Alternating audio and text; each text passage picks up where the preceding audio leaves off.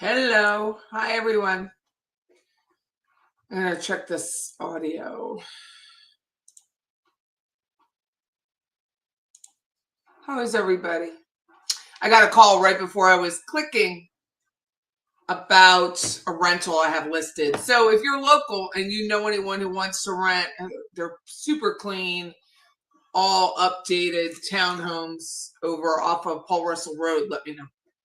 1917 Lorette is one, and 1921 Lorette, which is an end unit, is another. So let me know if you know anybody. They're 2-bedroom, 2.5 bath. Both bedrooms are up. And the landlord would like to rent to someone for 2 years. So it's kind of taking me a little longer because he really doesn't want to rent a year, like a year and a year. Harvey wants to rent. I know. You know, I would have rented to Harvey too. I could have made a deal on that. Oh, I got to come in and check the rental. Have you found your name on a Diet Coke bottle? I have not, Mr. C. I didn't know that was back to being a thing.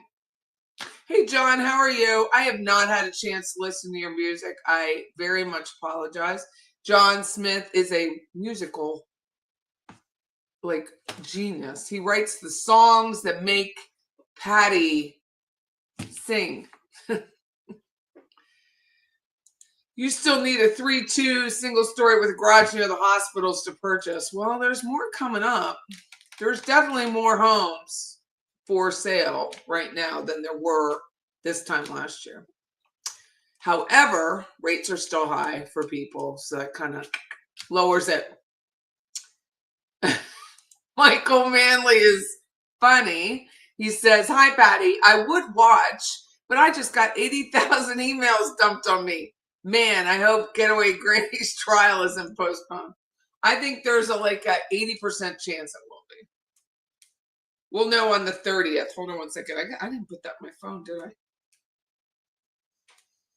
That's at 4 o'clock. So I just set an appointment, so now I'm glad I checked that. That would have been a big. That wouldn't have been good. So I am streaming. I'm not streaming, but I will have my laptop, and I decided to reach out to the docket. So I will be commenting in the docket's live feed this time. I just thought I'd spread it. Last time I was in Jay's, and that was just happenstance. So I thought, you might want to ask somebody, Patty. So I will be in the docket's feed commenting on Getaway Granny. Funny shit right there. Thank you, Michael. Got your 6 listening while on a road trip. Ooh, I hope you have fun. I wish I was on a road trip. I will be so glad when this week is over. I hate wishing my life away, but it has been. Take a deep breath, Patricia. Take a deep breath. Breathe in, breathe out. 2 more tests. That is it. 1, I don't even know what I'm supposed to do. It just says assessment. What does that even mean? Somebody help me. And then, I'm sorry, my eye itches. And the other one is a final. I mean, if there is another word that woman could write, I have never seen such a verbose professor. Oh my God. I can't. I'm the kind of person who, I'm busy. We have a lot. I'm busy. And if you write something to me that's more than on a good day, 10 lines, on a bad day, 3 lines, I'm not reading it. So I've literally had to put it into Siri, all of her instructions, and say, please read to me. Please tell me what this says. Who has time? I told her about it. You have to give feedback to graduate. I was like, look, I like you. I really do.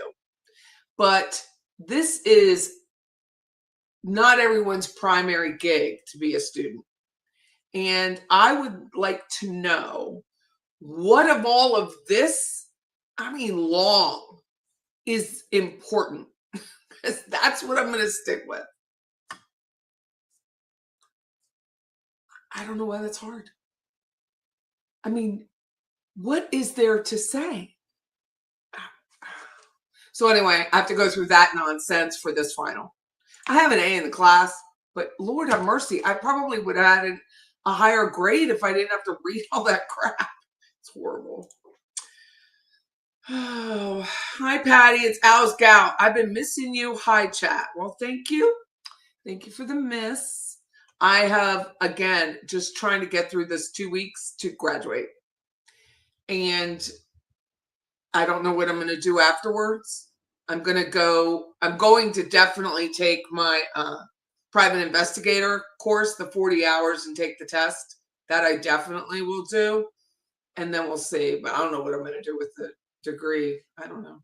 But I got to graduate. I can't not graduate. I have to just finish. You are here on the right day. Thank you, Arlene. How are you? Hi, Kaza, Miss UK. I can't make it. I'm at a snooker championship. Don't make me look up words already.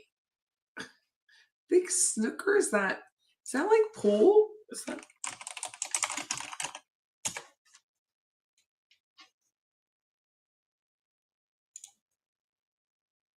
Yeah, I was right. It's very similar to pool. Whew. I had to look it up. Hey, She-Fly, how are you? How are you doing? You're cooking spaghetti with mashed potatoes.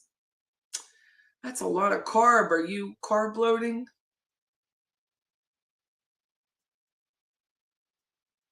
Mr. C. Let's see who else. Hi, Anya. Betty, I'm missing you. I hope you're doing better. Well, I'm finally off my antibiotic. I had to go 2 rounds. Who knew? The first round didn't work, but I was super energized. No idea what that happened to be. And then I got sick again. And then I had to go out again. And now I'm off. It's been like 4 days. So we'll see. I don't want to go back. But thank you for asking. Hey, Bling, how are you? If Donna were in imminent fear of her life, she wouldn't want to postpone it. I'm telling you, all these defense attorneys must be watching Karen Reed like this. What can I do? What can I do to delay? Delay. You know, that's what's happening. Hi, Marta. I can't believe I caught a live. Barely having breakfast. Eat. I had to explain to my mother about YouTube chat. I have to explain to everybody. I do. I don't know. I just tell people I have a YouTube channel, and then I say that the chat is interactive, and they're like, huh? I don't think, I'm not explaining it well. I don't think. Prayers are underway. What's going on? Judy, hi, peeps. Been a minute. I just had a hard week. Oh my gosh, I'm so sorry. I'm going to cover my boobs. 2 deaths, one unexpected and the other not so much. I'm so sorry, Judy. Very, very sorry for your loss. Hope judge denies the motion. Well, we don't really know anything because it's not on anything yet. Because could someone explain to me why, I have to wait my nose, why the defense is getting everything sealed? Like, why is this happening? Why is everything sealed? But everything is sealed. You can't. So when I walk in on April 30th, I do know it's a vast, vast amount of emails, because when I was at Lori Paige's memorial service last week, there was a comment made by me to Tallahassee Democrat. I was like, is this true? And they're like, mm-hmm. So I have to turn my ear down. I don't know what the issue, like how many it really is and how long it takes them to read. And frankly, it's not going to change your defense plan. That's the big overall picture. None of these emails will prove her innocent. I mean, let's just jump to the cliff notes. None of them prove your innocence. None of them say, hey, I wasn't there. I didn't drop off money. None of them. So why do people put off the inevitable? Why is it better for her to sit in detention center in solitary than get the conviction? Are they trying to outrun some clock that we don't know about? I really do have big questions on this. Thank you, Norma. I am not Superwoman. I am insane. And you can, whoever the hate watchers are, you can clip that, use it, because it's true. How many people choose to do what I did for the last 2 years? It's been a lot. And then you still have your home life and your job. And when I sit and think about it, I can't believe I chose to do it, but I did. Hey, my father's alibi. Did you get my email? Where are you, Max? Is Max here? Yes, there's a motion this week. Defense seeking to postpone the trial, which was to start June 3rd. And my whole life was working around that situation. Now, what? Someone said September, October. That is not a good time. It's not a good time for me. I have a baby being born, which I can go see the baby, but I told him I won't even go up to like July, give him some time. Then we have a baptism and I'm going to Rome. So someone needs to fix this whole continuance thing. Hi, Moonchild. How are you?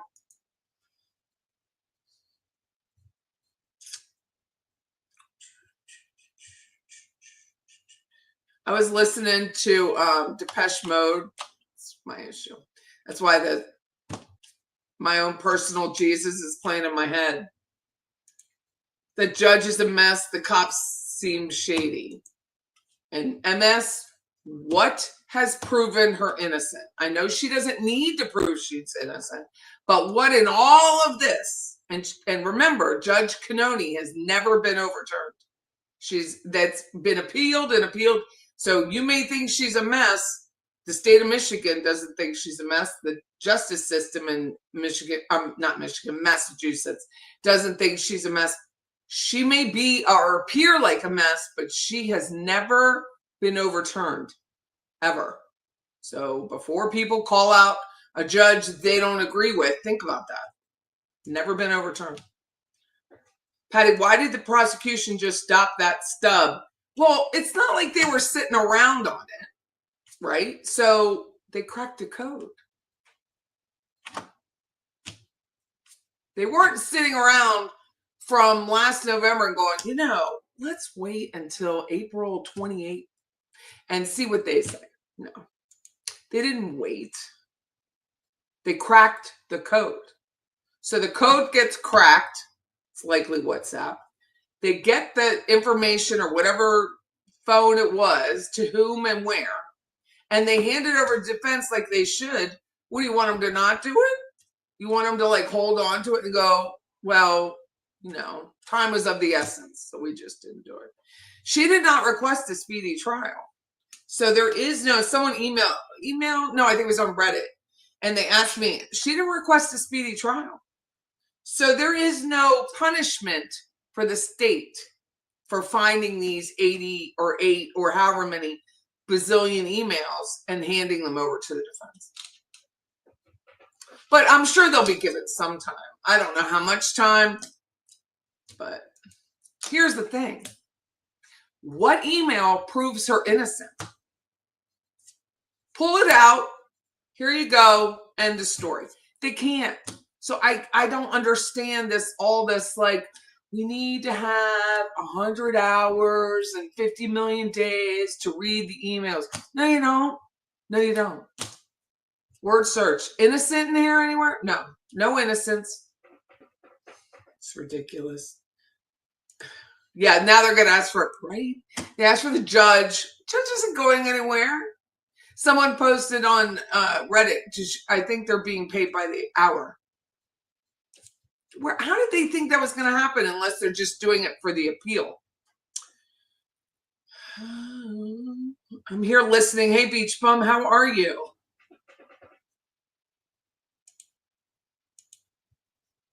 There is no bill right now that I saw. Did Donna, Leslie's asking, did Donna ever receive a bill for the state's expenses in the postponed September trial? What will that be filed on our docket? My guess is it's filed at the end when the other bill is filed. The other invoice. We need Wendy arrested, which won't happen clearly until after the convention. Well, with 80,000 emails, there's a higher chance that she's going to be arrested anyway. So I laughed. Someone emailed it to me, and it was text me, and I literally broke out laughing with 80. I mean, come on, 80,000 emails, and none of them will prove you're innocent. But that's the assumption. I did nothing but belly laugh. I don't care when they hold the trial. That's hilarious. They cracked the code, so that's a win. They got all those emails. It's probably her, like someone pointed out, emailing it to herself. She could have been like, "Dear Donna, let's run and hide." So stupid. Dear Donna letters. I'm going to get the giggles again just thinking about it. I laugh so hard. It's not funny, but it's so comical. Why would 80,000 emails? I think we did this like in 5 years. The brokerage has been around for 5 years. How many emails do I have? Literally cracking myself up.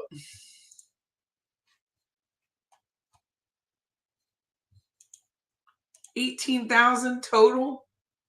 Now they're all filed and sorted. I got to keep emails forever. 18,000? And you have 80? What are you saying? I mean, 80,000 emails. How long does it take? Let's ask chat. Hold on. How long does it take in a normal, for a retired person to write 80,000 emails? It's not funny. It's a great question, chat says. And the answer totally depends on a few things. Let's break it down in a fun way. Let me show you. I love this damn thing. I love it so much. Basic math. Let's assume the person is actually writing, not copying, pasting, and each email takes 5 minutes. Think about, write, proofread, send. 5 minutes per email times 80,000 is 400,000 minutes. 400,000 minutes divided by 60 is 6,666 and 6-7 hours. Divided by 8 is 833 days, work days. Work days divided by 5, 166.67 weeks. Divided by 3.2 years of full-time emailing. Maybe they email for 2 hours a day. This is it right here. They email for 2 hours a day, about 24 emails a day. It's 33 divided by 3 is 9.1 years, and Dan's been gone for 11. So there you go. 11 years. God, thank you. You went looking for Max. Thanks you. I'm sure she is. I'm sure she is. I'm sick of those two vapid people, so don't ask for too many comments on their stupidity and pure vapid. They're both vapid. They have no purpose. Actually, Michelle, hubby used to have 30-minute drive. Oh, you're having a secret talk. But I love zipping around town. Patty giving me ideas of vendors to use to fix up houses. Thanks, Norma. Tell Everett this cannot happen, Debbie says. Patty, we don't have time in our schedules for a fall trial. I really don't. No. I'm serious. Look at this. 80,000 emails divided by 24 per day is 9.1 years. Leslie is really growing her channel and her TikTok. Have I listened to Johnny Cash sing? Yes, I have. And Hurt. So I'm looking for an outro song. We use Fatboy Slim right now, and I just don't like it. So every year I change our outro song on the radio show, Patty's Playhouse, and I just don't like it. It's just not giving me any zip. So I was thinking about, because the first few beats of Depeche Mode's or even Johnny Cash's version is just, you know it right away. And that's what I like about it.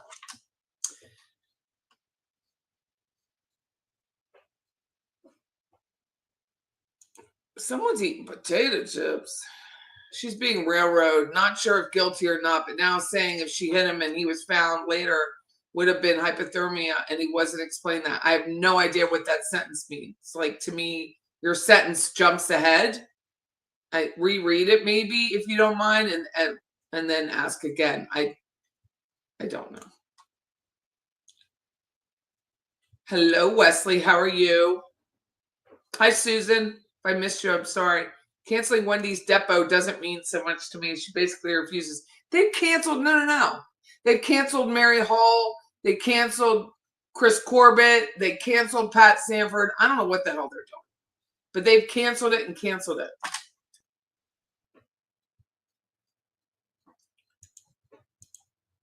Defense has over 6 weeks to have the team read emails, and then not one, I'll bet you all, 30-year scotch, does not one says I'm innocent. It's none of them.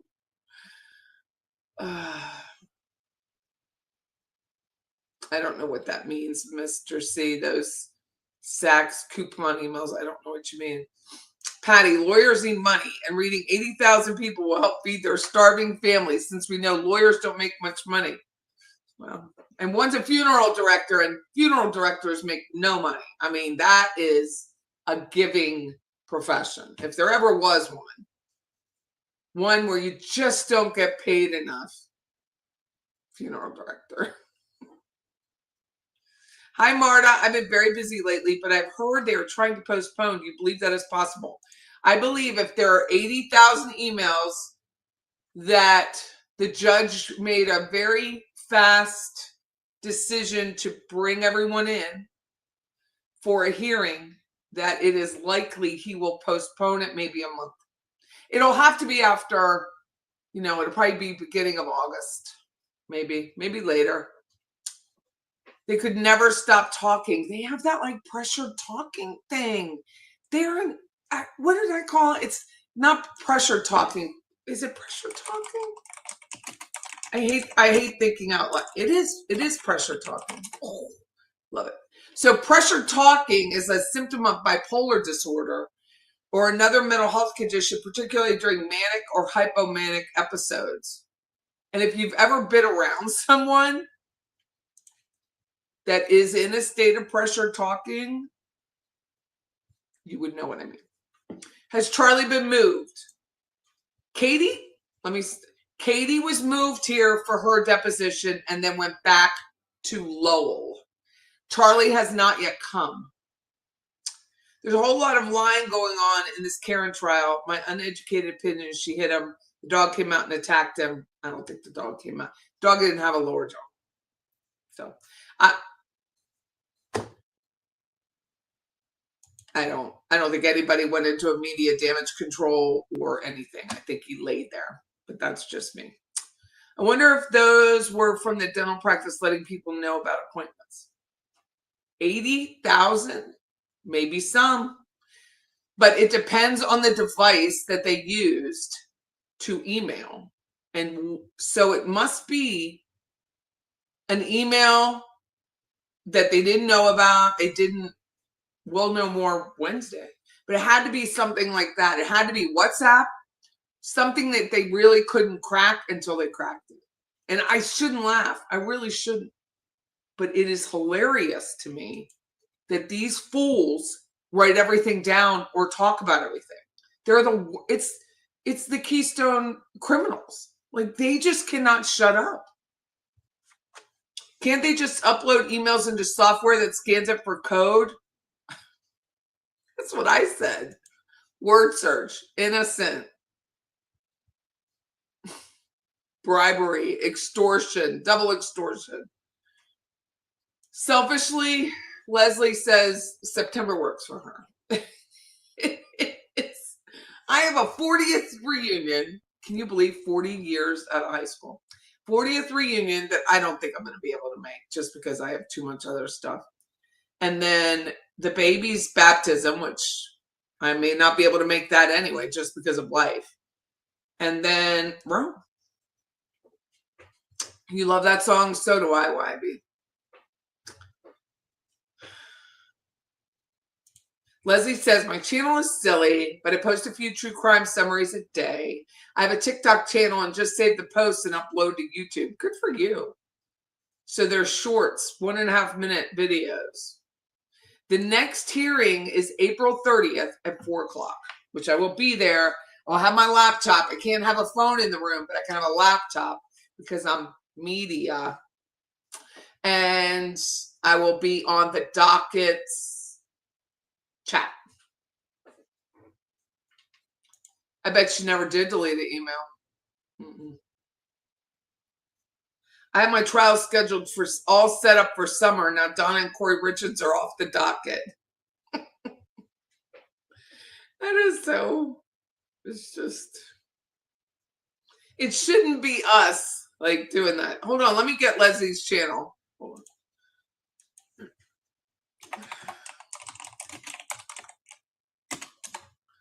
I don't know if I have it saved. I may need help on that, Leslie.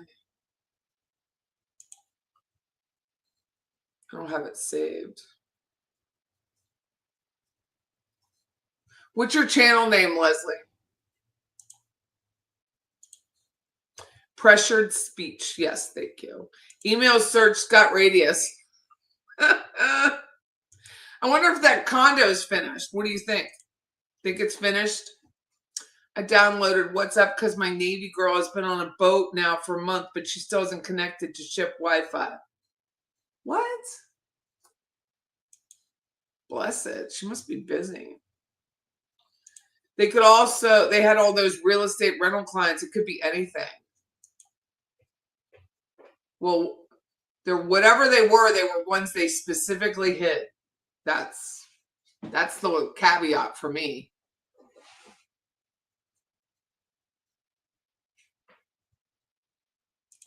September is hurricane season, so we'll stock up on drinkity drinks. You know, I'm about to start. I keep saying, Patty, don't drink. Patty, don't drink. I'm like, I'm sick. Just about to start. Huge tragedy in Vancouver last night at the Filipino Festival. Car plowed into the crowd. Man, it's like 5 to 10, or are there more fatalities now? Hurricane season starts here in June.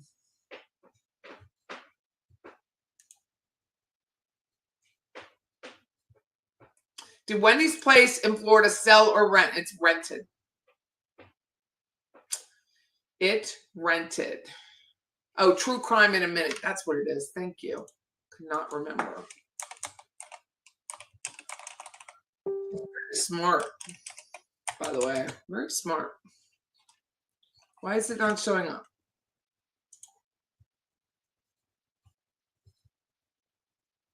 There you are. I have all these other, like, torn liver and spleen. You know, it's not exactly what I was looking for.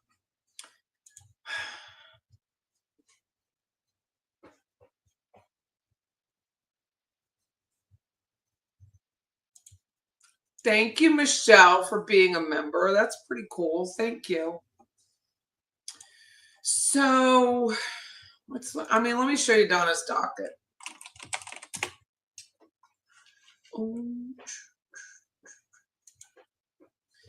So my Andrew Wiley, the subhuman that murdered his child here in Tallahassee, he was just assigned his state attorney and a judge. I don't know anything about the judge, but the state attorney is George Kappelman.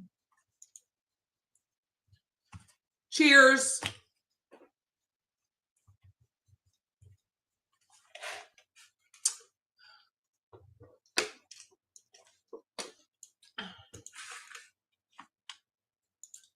hot out here today.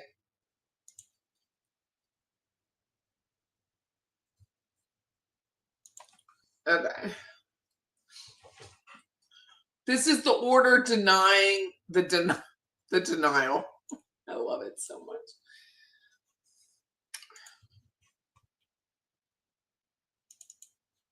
This cause comes before the court upon defendant's unopposed motion for authorization to retain digital, forensic, and electronic evidence expert.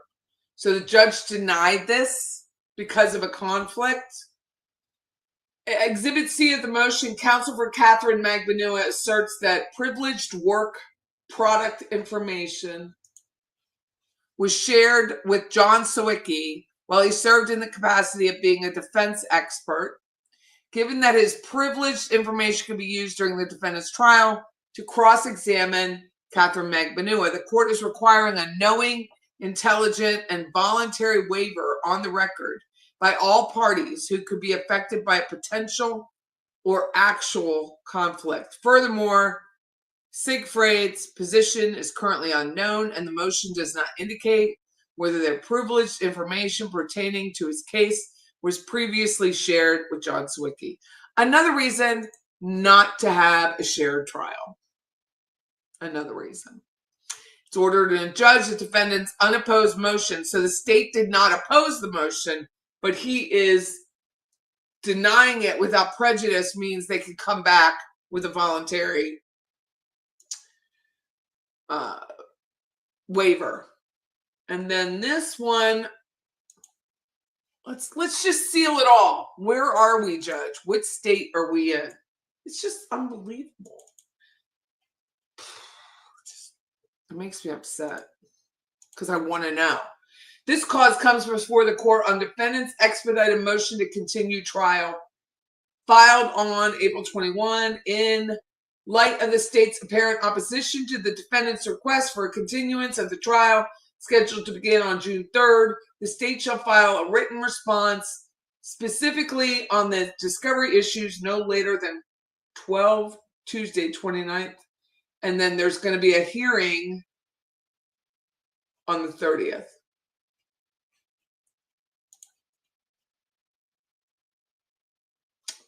Right here. Instructions from Joe. I've copied the clerks for them to set this case for hearing in 3B. That's the tiny courtroom. Donna will appear via Zoom. He's only scheduling it for 30 minutes. Here's the canceled deposition. And this one is, oh, Charlie's got canceled too? Damn, I missed that one. Charlie's is canceled April 28th.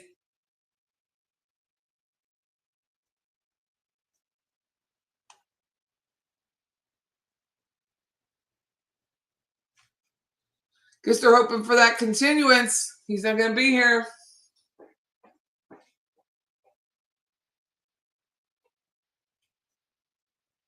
That got, the defense investigator got canceled.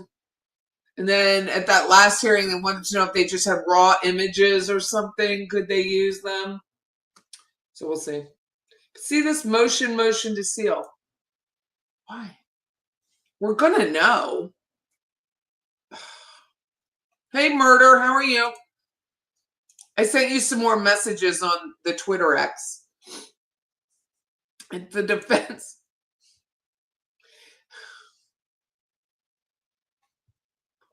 Patty, keep it together. If the defense prints out the emails, washes and staples them, I'll read each. I'll read each and every one.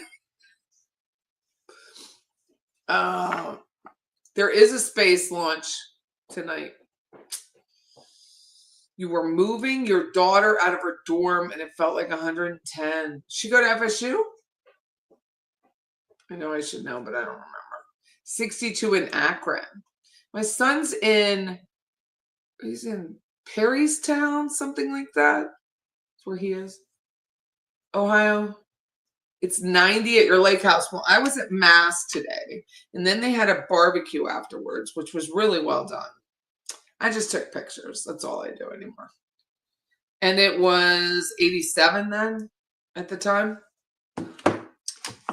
You've been watering all day. Ooh, I hope you have a well. I wouldn't want to pay that water bill. You missed Patty. I missed you too, Murder.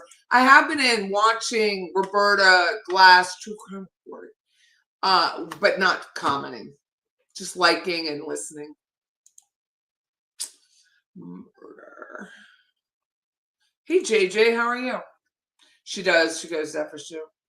Yep, graduation's this week. When is the Monsters next hearing? Is that Andrew Wiley? Because that's the monster. Let's see, I don't think they've announced that. Hold on. But I have his affidavit. You guys haven't seen anything. You haven't read an affidavit until you read this thing. I think they still have it locked up, and someone sent it to me. Oh, no, it's up. Shut up. Hold on. They opened it. They opened it. Hold on. Answer to demand, motion, defendant's invocation. Look at this. Look at this nonsense this prick did. As Ricky Gervais says, full-time cunt. The undersigned I've never seen this before. Let me know if you've all seen this before, but this is Andrew Wiley, who's being charged with second-degree murder. And my guess is it's second-degree murder because they don't have enough of her bones, because she was left out in the woods for 22 months. The undersigned of being advised that I've been arrested and charged with a crime do hereby invoke my right to remain silent under the Fifth Amendment. Furthermore, I do hereby revoke my right to counsel. Hold on. I hereby invoke my right to counsel, guaranteed by Article 1, Sections 2, 9, and 16, Rule 3, 130, Florida Rules of Criminal Procedure, blah, blah, blah.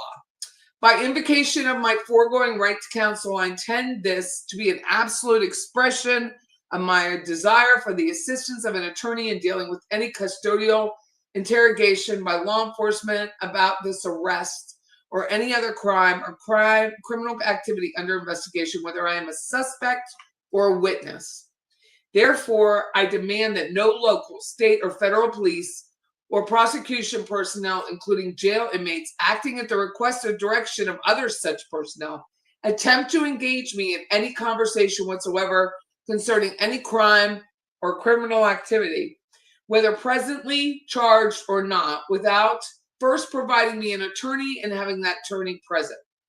Any person connected with law enforcement who allows a violation of these rights to occur shall be viewed as interfering with my attorney-client relationship. Rumor has it, this little twant is in the top level of the county detention center, all by himself, so that no inmate can speak to him.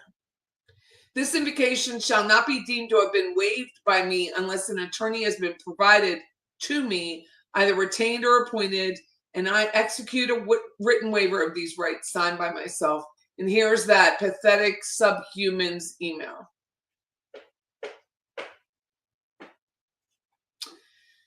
Yep. You get all the rights, Andrew. You get all the rights, and your daughter got to sit outside for 22 months because you are a horrible human. This judge has been reassigned to this judge, Judge Marsh J. Lee, who I don't know. They changed the criminal division from, I think it was B to C. I'm not quite sure. And then it was George Cavalman. That's his complaint. Let me see. I truly cannot stand him. Seeing his name gives me so much disgust.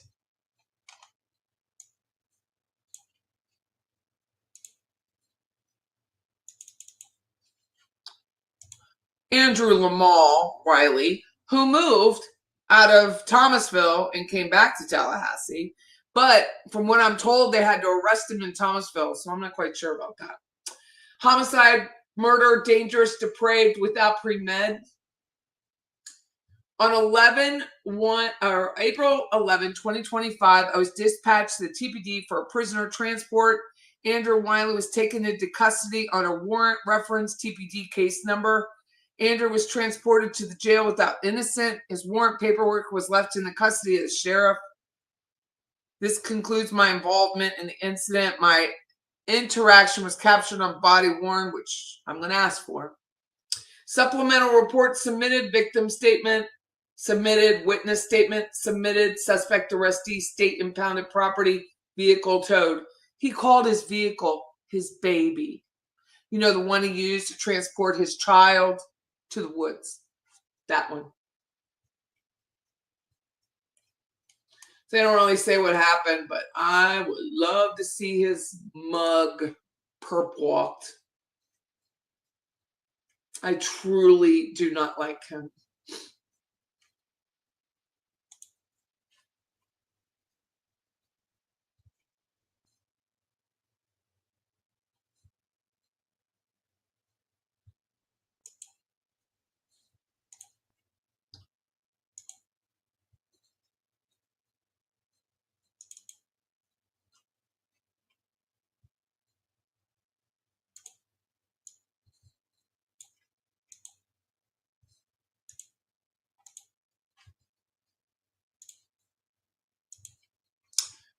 So someone gave this to me. I don't know how they got it. I don't know. This was before they had it blocked off for a while, a couple days.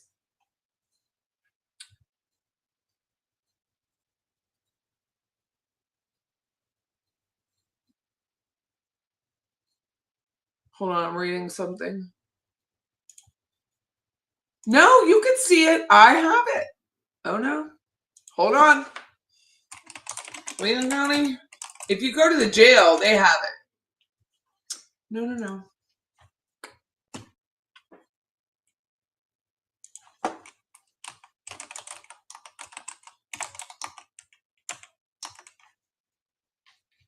His little fat ass, short ass little prick. This is what his nasty self looks like.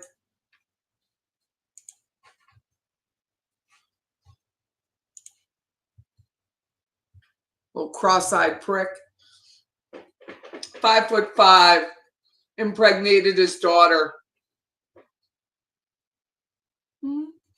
That's what subhuman excrement looks like. Ask me what I think of him.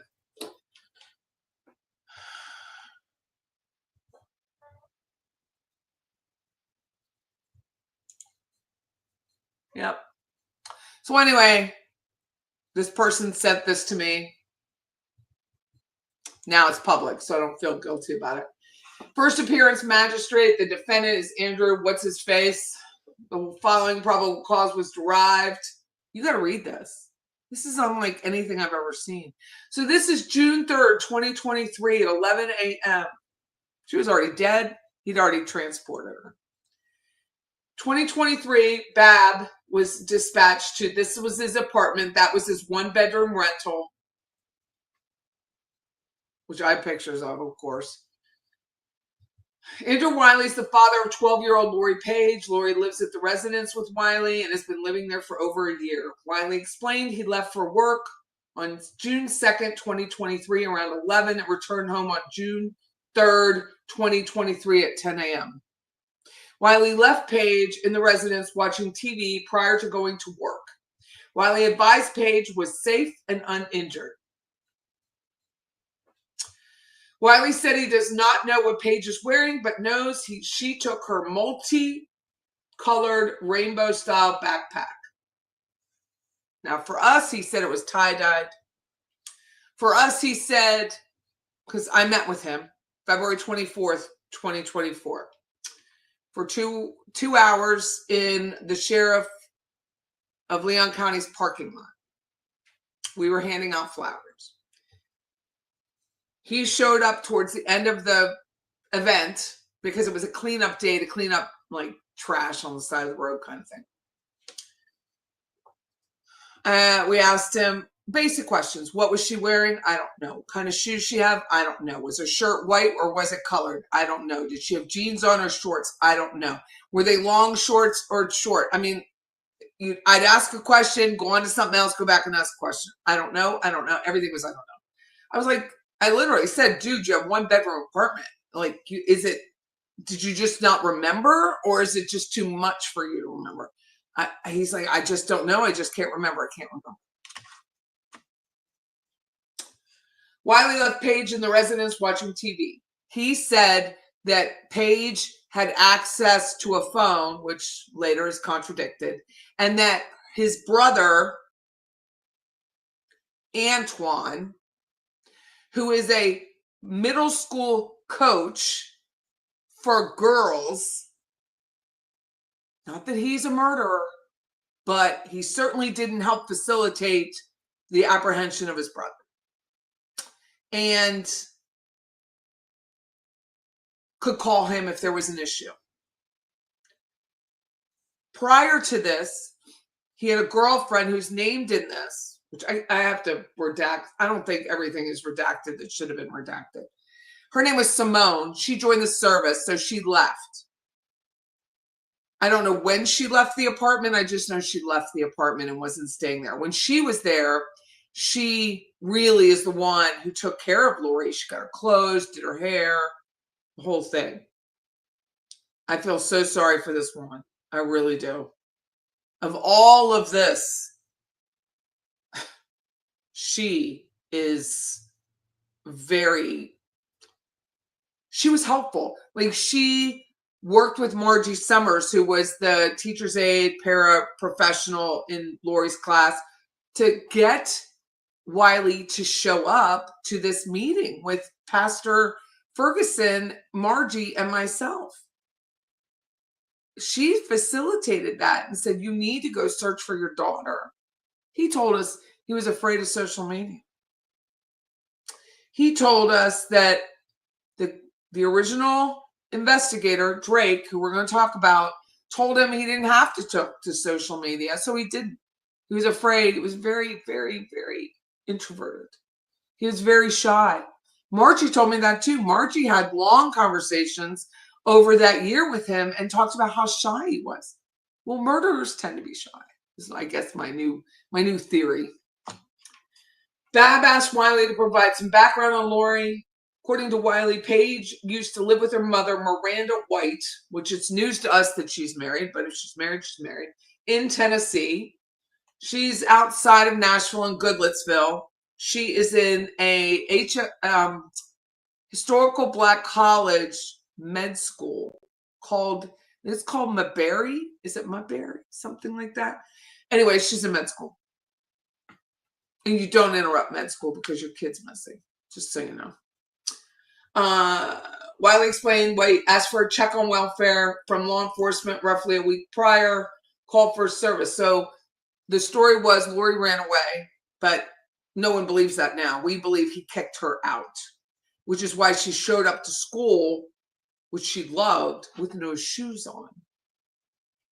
Shortly after law enforcement left, Miranda, her mother, arrived and argued with Paige. Have you ever watched Miranda's videos? Because that's a whole lot of arguing going on. She argues with herself. I mean,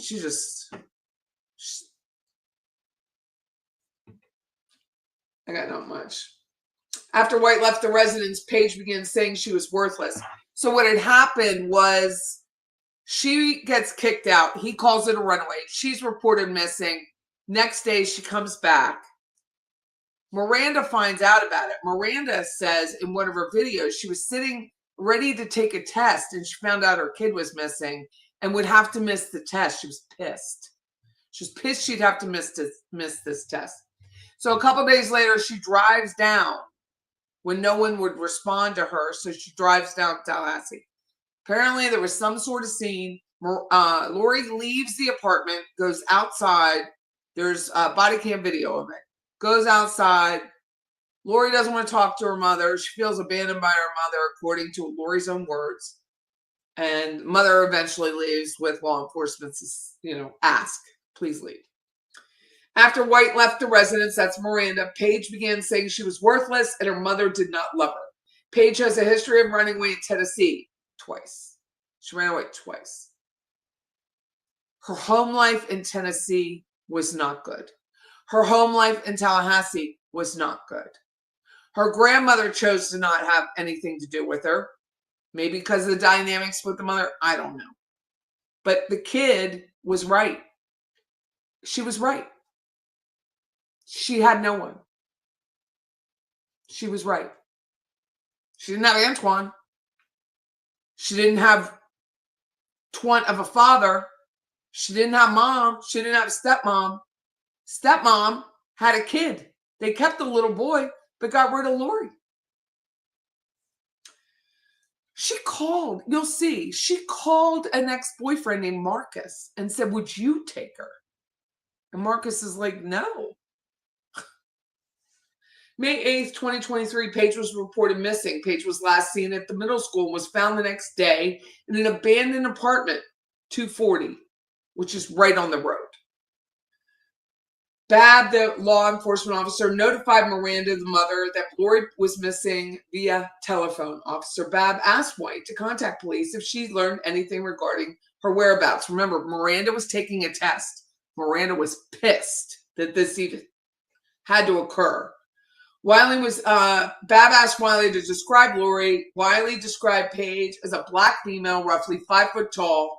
Paige has shoulder-length black dread. She has no significant scars, marks, or tattoos. He did not know what she was last wearing. Wiley explained she took her backpack. He could not stop talking about that backpack with me.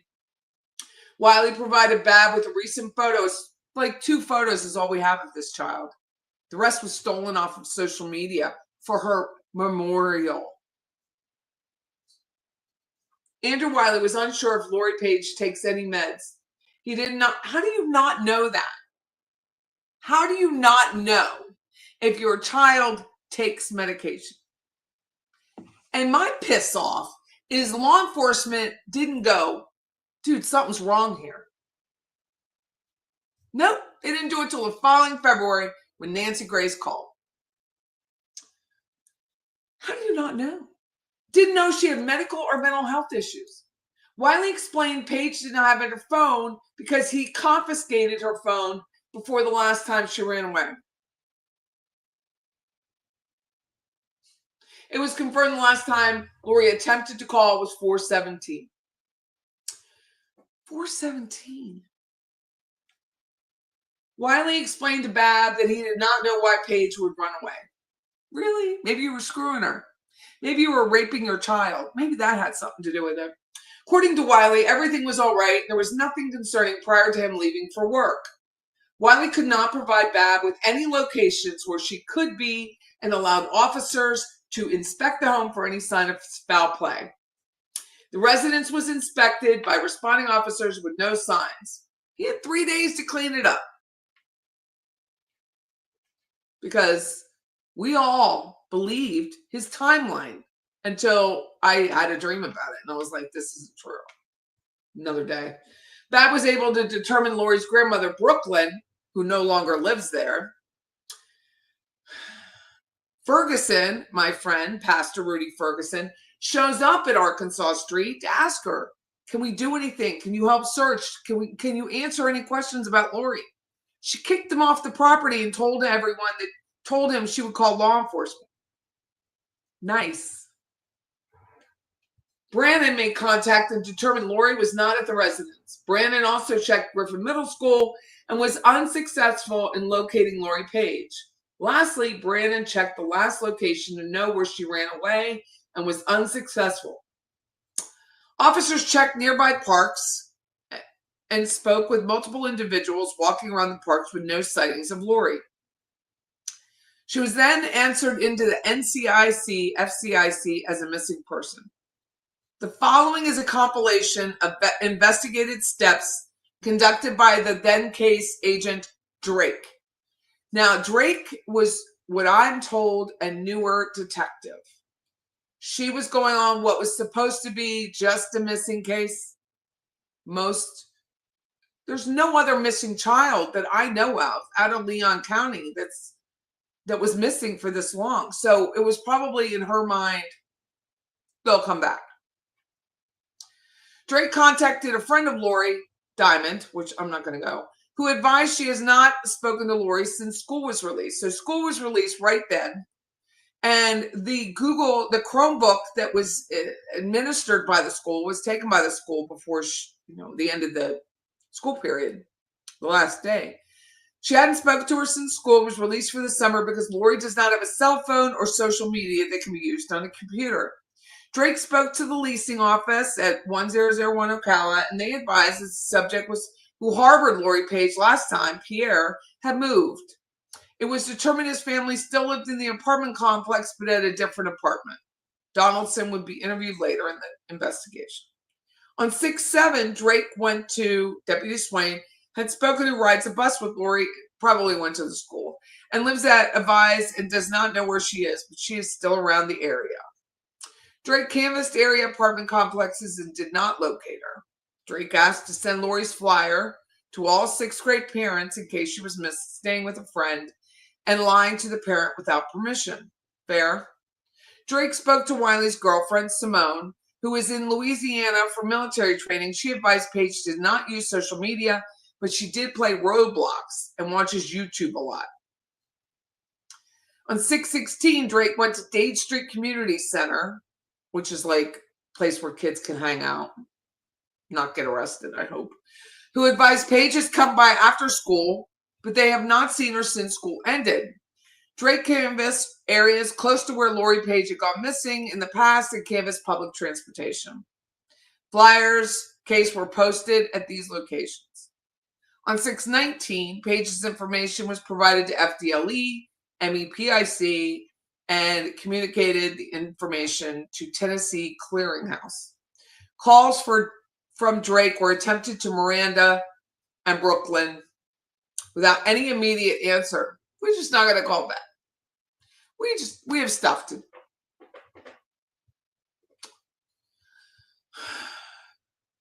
Wiley was contacted for information regarding dental records for Paige, but claimed to not know if or when she'd seen a dentist. Paige allowed officers into her home to search. Brooklyn advised that Paige really liked her mother's former boyfriend in Tampa. Oh, it was Maurice. Sorry about that. She provided phone numbers for Jones, but Drake would not be able to contact him. Flyers were distributed to hotel, motel, and extended stay facilities throughout the city. As leads regarding sightings were called into police department, they were investigated and determined unsubstantiated.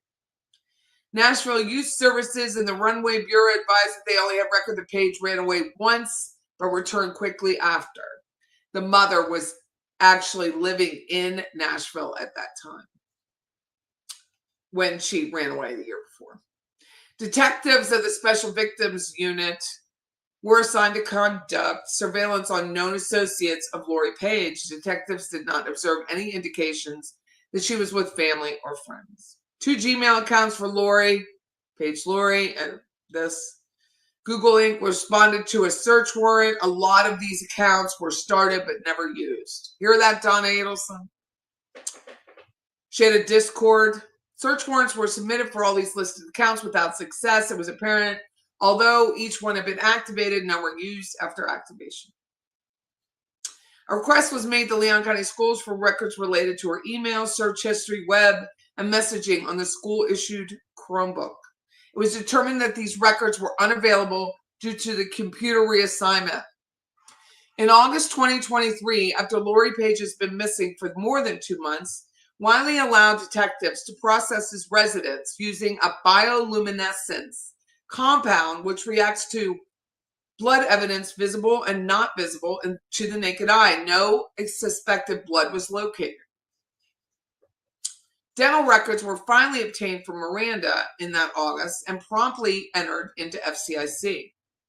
By this point in the investigation, 3 attempts had been made to gather a buccal DNA sample from Miranda, which she has a whole TikTok on why she didn't feel like she needed to give DNA.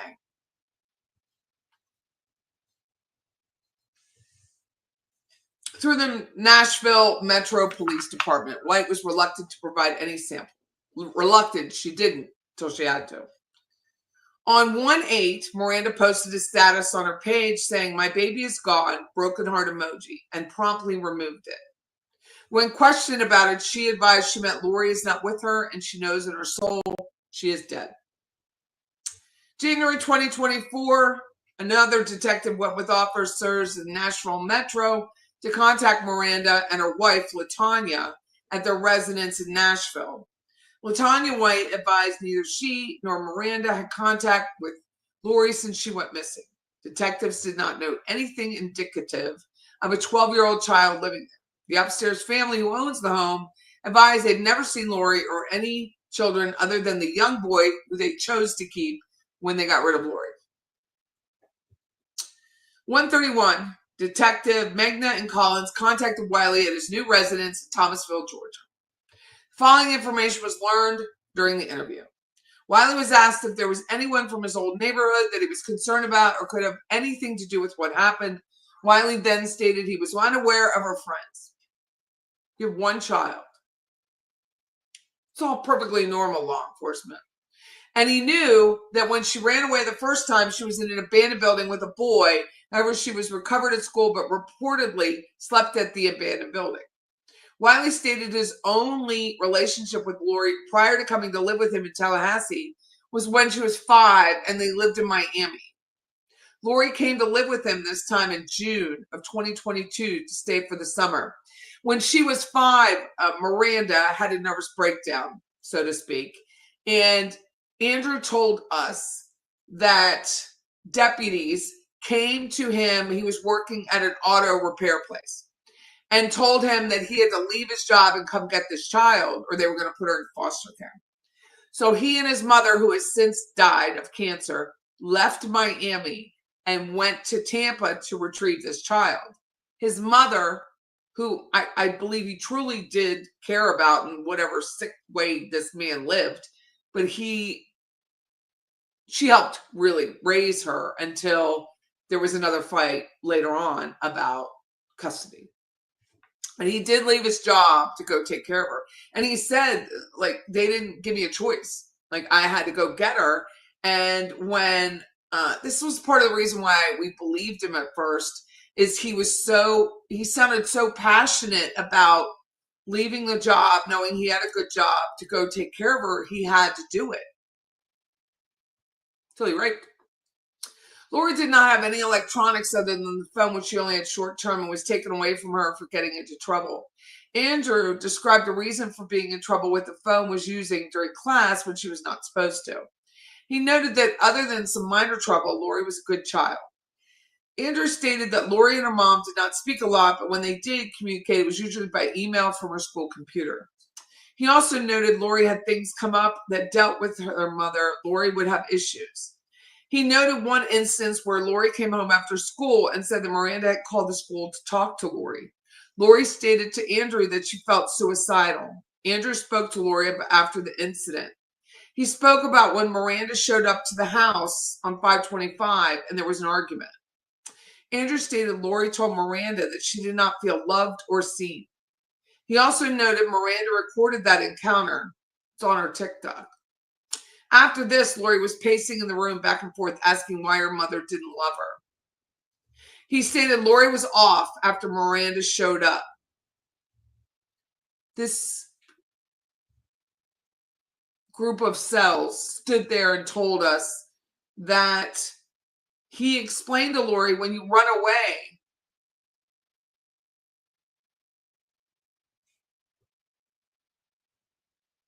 he couldn't defend her. He couldn't protect her. That's what he said, word for word. He could not protect her. He could not defend her, that the world would get her.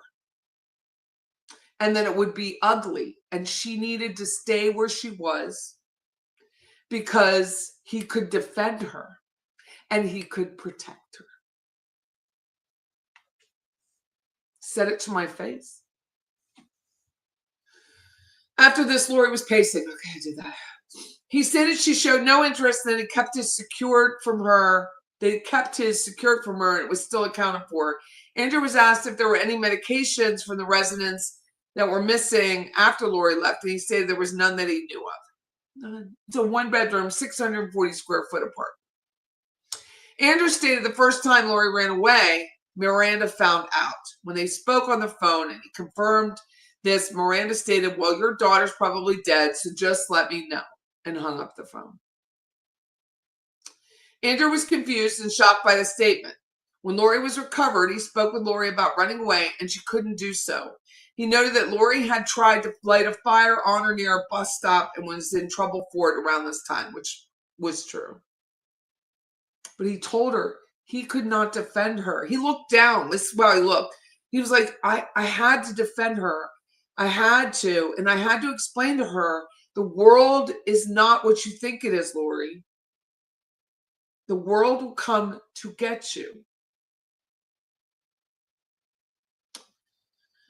Andrew noted that he had to go to Brooklyn Paige to get Lori's social security number because Miranda would not give it to him. He noted Miranda did not want him talking to Brooklyn because of some issues. Miranda felt like Brooklyn was trying to harm her opinion, like turn her against her. Dude, you live 8 hours away. You can't control everything. And you already aren't there for your kid, except to yell at her. He noted Miranda didn't want him talking to Brooklyn because of some issues, but she helped him with Lori. He stated Lori liked her grandmother and was close with her. Andrew's only guess as to where Lori could be was with Miranda. He stated Miranda knew where he stayed, and he knew he worked nights and believed she could be capable of getting Lori. Lori only went with Miranda once or twice while she lived in Tallahassee. Miranda didn't want to get in the car if it cost her money. I mean, she just didn't want to. She'll tell you. Detective Megna explained that at this time, the Violent Crimes Unit was now part of the investigation in the case. He briefly explained that the probability in the case of Lori being located was not great. As he spoke about this, Andrew did not appear to be sad or concerned, and yet we waited another year. His demeanor remained the same. Andrew was asked if he had anything to do with her disappearance or hurting her, which he denied. Again, his demeanor remained the same.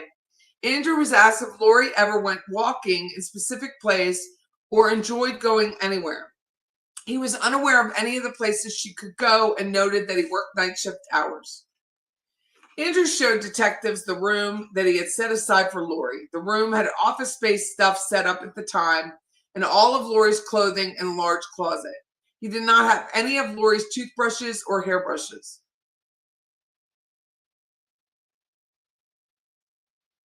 All their clothing was still in bags, however, given the setup of the rest of the Andrews residence. This did not seem out of the ordinary. The bags he had emptied of Lori's clothes were large in volume. Detectives collected a pair of purple Crocs shoes and some clothing of Lori's. We asked him what kind of shoes she had on. Probably didn't have any. When asked again about people Lori have known in the neighborhood, Andrew noted a man named Terry with a purple Dodge Charger. He stated Terry used to look out for Lori, and when he worked nights, Andrew was shown photos of 2 sex offenders that lived near him, but he didn't recognize them. He stated there was one he may have recognized, but was unsure. The offender was Joshua. Joshua did nothing. Andrew provided information about his girlfriend. He also agreed to provide detectives with the buccal. This concluded the interview. Here's where I got to know Andrew, was around this time. On 2/1, Megna and Drake interviewed Terry Smith, the neighbor of Lori Paige, and Andrew Wiley, whom Wiley stated looked after Wiley's home when Paige was home alone and Wiley was at work. Smith resided directly across from Wiley's home at the time, and he was in a cul-de-sac. Wiley would tell him if he was working that night, if they ran into each other. Smith advised he keeps an eye out anyway, because he has 2 children. He said it was easy to see vehicles or people out of place because of their cul-de-sac was tucked away. Smith said Lori always seemed lost because she was never with other children and wore baggy clothes, which made him think she was not comfortable in her skin. Or her father was one cheap ass and that's what he bought her. Smith said he did one time see Lori with two kids, a boy and a girl, but they were just standing in front of the neighborhood. Smith said he told Wiley about it. Smith said Wiley did not really know what he was doing since Lori just appeared around a year before. Smith said Wiley took Lori's phone because she was looking at something she wasn't supposed to. When he pressed, he said maybe porn. It was anime porn. Smith did not have any direct knowledge of this and only expressed what Wiley had told him. 2/1/24, follow-up investigation was conducted on a lead generation from social media, Reddit. This is where I get pissed off. Where user Christmas850 said there was a rumor Lori was being groomed by a man in his 20s. As this was a new rumor, efforts to locate and identify the user was conducted. Investigative research identified the poster as a teacher. Was promptly interviewed at the school. The teacher advised she heard this rumor from someone, but she could not remember who. Really? Aren't you a mandatory reporter? You're going to put it on Reddit, but you're not going to mandatorily report this child? Shocking. I'm not shocked by anything.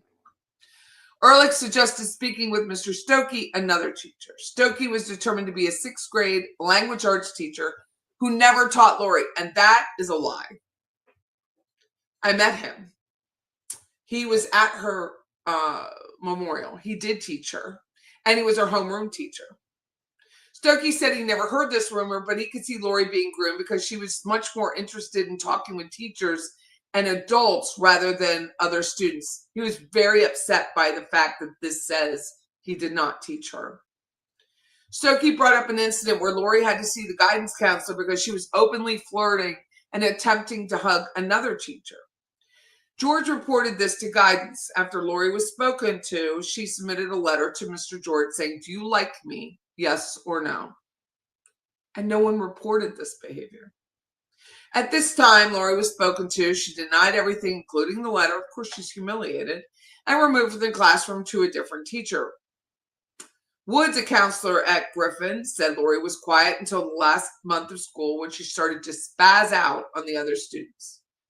All the other teachers agreed that Lori was usually good at ignoring student comments, but had become reactive in the last month, likely because she was pregnant. Donaldson Pierre, who had harbored Lori in the past, was interviewed at Griffin. Donaldson said that Lori had told him that she had an argument with her dad prior to running away for the first time. He believed Lori threatened to hit her dad or he threatened to hit her. He could not remember. Donaldson said Lori told him her dad hit her, but he never saw bruises except for the beginning of the school year when she had a bruise on her lip. He did not know what that was from. Lori mentioned to Pierre her wanting to go live with her grandmother in Georgia. There is no grandmother we know of in Georgia. There was no one. Lori always walked towards home from the bus stop, and he did not recall any time that Lori had missed the bus purposefully. He reported he was in Miami at his grandmother's house for the summer when Lori went missing. He also moved and said Lori would have no way of contacting him.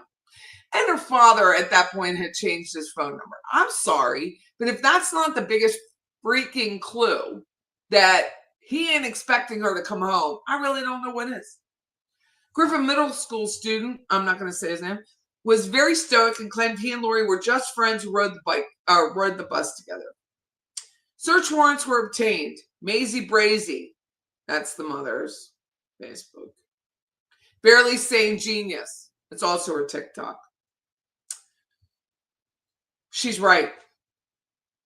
It's a good name for her. The search warrants were signed by Judge Richardson and Judge Akins and provided to the respective companies on 2/1. A copy of the search warrant returns were uploaded. Upon reviewing the results, Miranda's social media, no relevant information to this case was discovered. Miranda did use social media to speak about Lori being missing and to communicate with others about it, but never anything alluding to having possession of Lori or being involved in her disappearance. 2-2. Sex offender checks were conducted within a half-mile radius of 1229 Continental by detectives. A complete recanvass of the area with some residents, even allowing officers to inspect the inside of their home.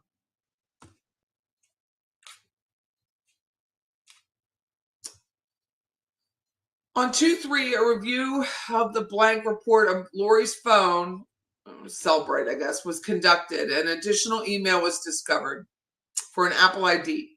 Search warrant was conducted for this account, signed by Richardson, and provided to Apple. No photos of Lori Paige appeared to be in the phone. Only 3 photos were viewable that appeared to be taken by the user of the phone, but appeared to be that of cover 2 toddlers, possible family members.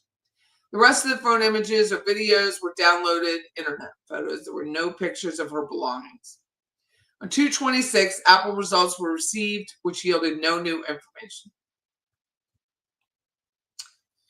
Additional accounts were located through data mining with the possibility of being Lori's, Reddit, Roblox, Instagram, Snapchat. Subpoena was sent to Roblox, a subpoena was sent to Reddit, a subpoena was sent to Instagram, a subpoena was sent to Snapchat. Detectives contacted Pearlie Randolph Hall, that's her great-grandfather.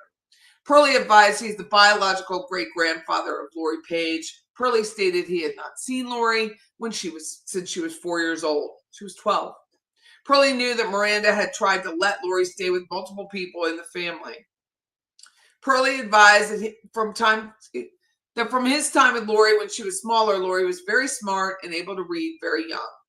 Pearlie was shown Lori's missing person flyer, advised he did not see her. He stated he wouldn't be able to recognize Lori if she walked right by him because it had been so long.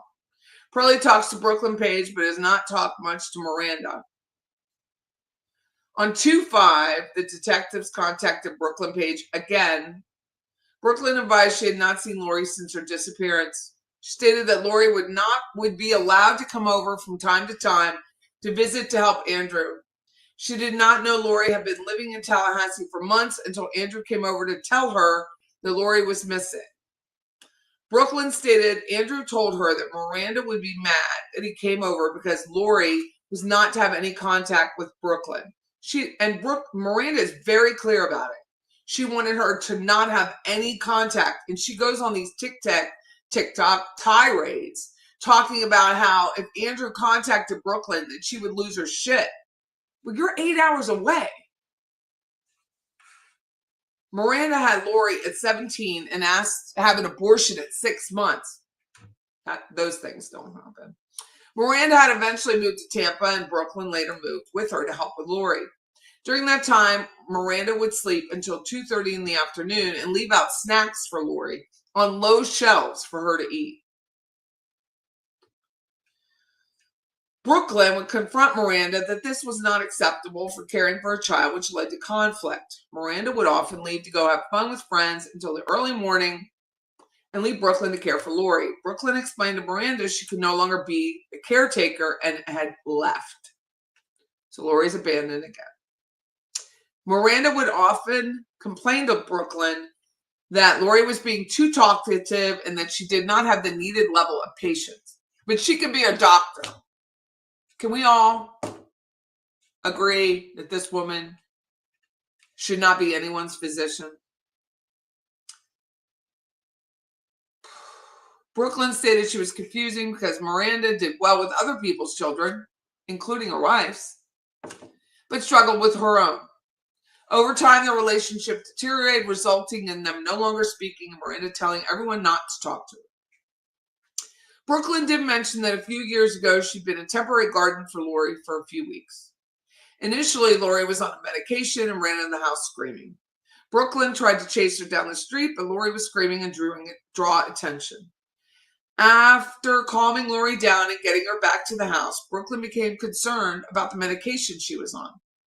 Brooklyn weaned Lori off the medication over the course of 3 days and stated that she did not believe Lori needed it, but rather that Miranda was medicating her unnecessarily to make her calmer. Brooklyn noted that Lori was extremely self-sufficient and smart. She was feeding herself from early tots. Lori was able to read before age 4 and was able to utilize a microwave on her own. Not something I'd be proud of. It's just not a proud thing. She did state that Lori did lie, and when caught, she would continue with the lie until as long as possible. Why not? She probably didn't know the truth. Brooklyn did know Lori was not fond of most of Miranda's significant others, but did like Maurice Jones. She said it would not be surprising if Miranda had taken Lori to her friends and asked them to watch Lori and not tell anyone. Brooklyn stated Lori felt abandoned by Miranda. How could she not? And that Lori described an incident to where Lori received a call in the middle of class and had to go to the front of the classroom to take the call on the school phone. Miranda then spoke to Lori saying she loved her, but was leaving her in Tallahassee to get her. Lori was upset, but did not want her classmates to see her crying, so she did not say anything and hung up the phone. When asked if Lori was capable of self-harm, Brooklyn stated yes. She noted Lori had also watched Miranda attempt suicide using pills. One of those times is when she was Baker acted, and that's when law enforcement went to Miami, Opelika, and pulled what's-his-face out of a mechanic shop to go take care of this child. Brooklyn Paige stated she lived alone during the time that Lori went missing. She stated she did not believe Lori ever met her neighbor, Jody Werner, known predator. Brooklyn Paige gave accounts of suspicious vehicles driving past her home. These leads were followed up with. Who's this chick? Oh, these are students. I'm not going to read theirs because it didn't matter. These are all students.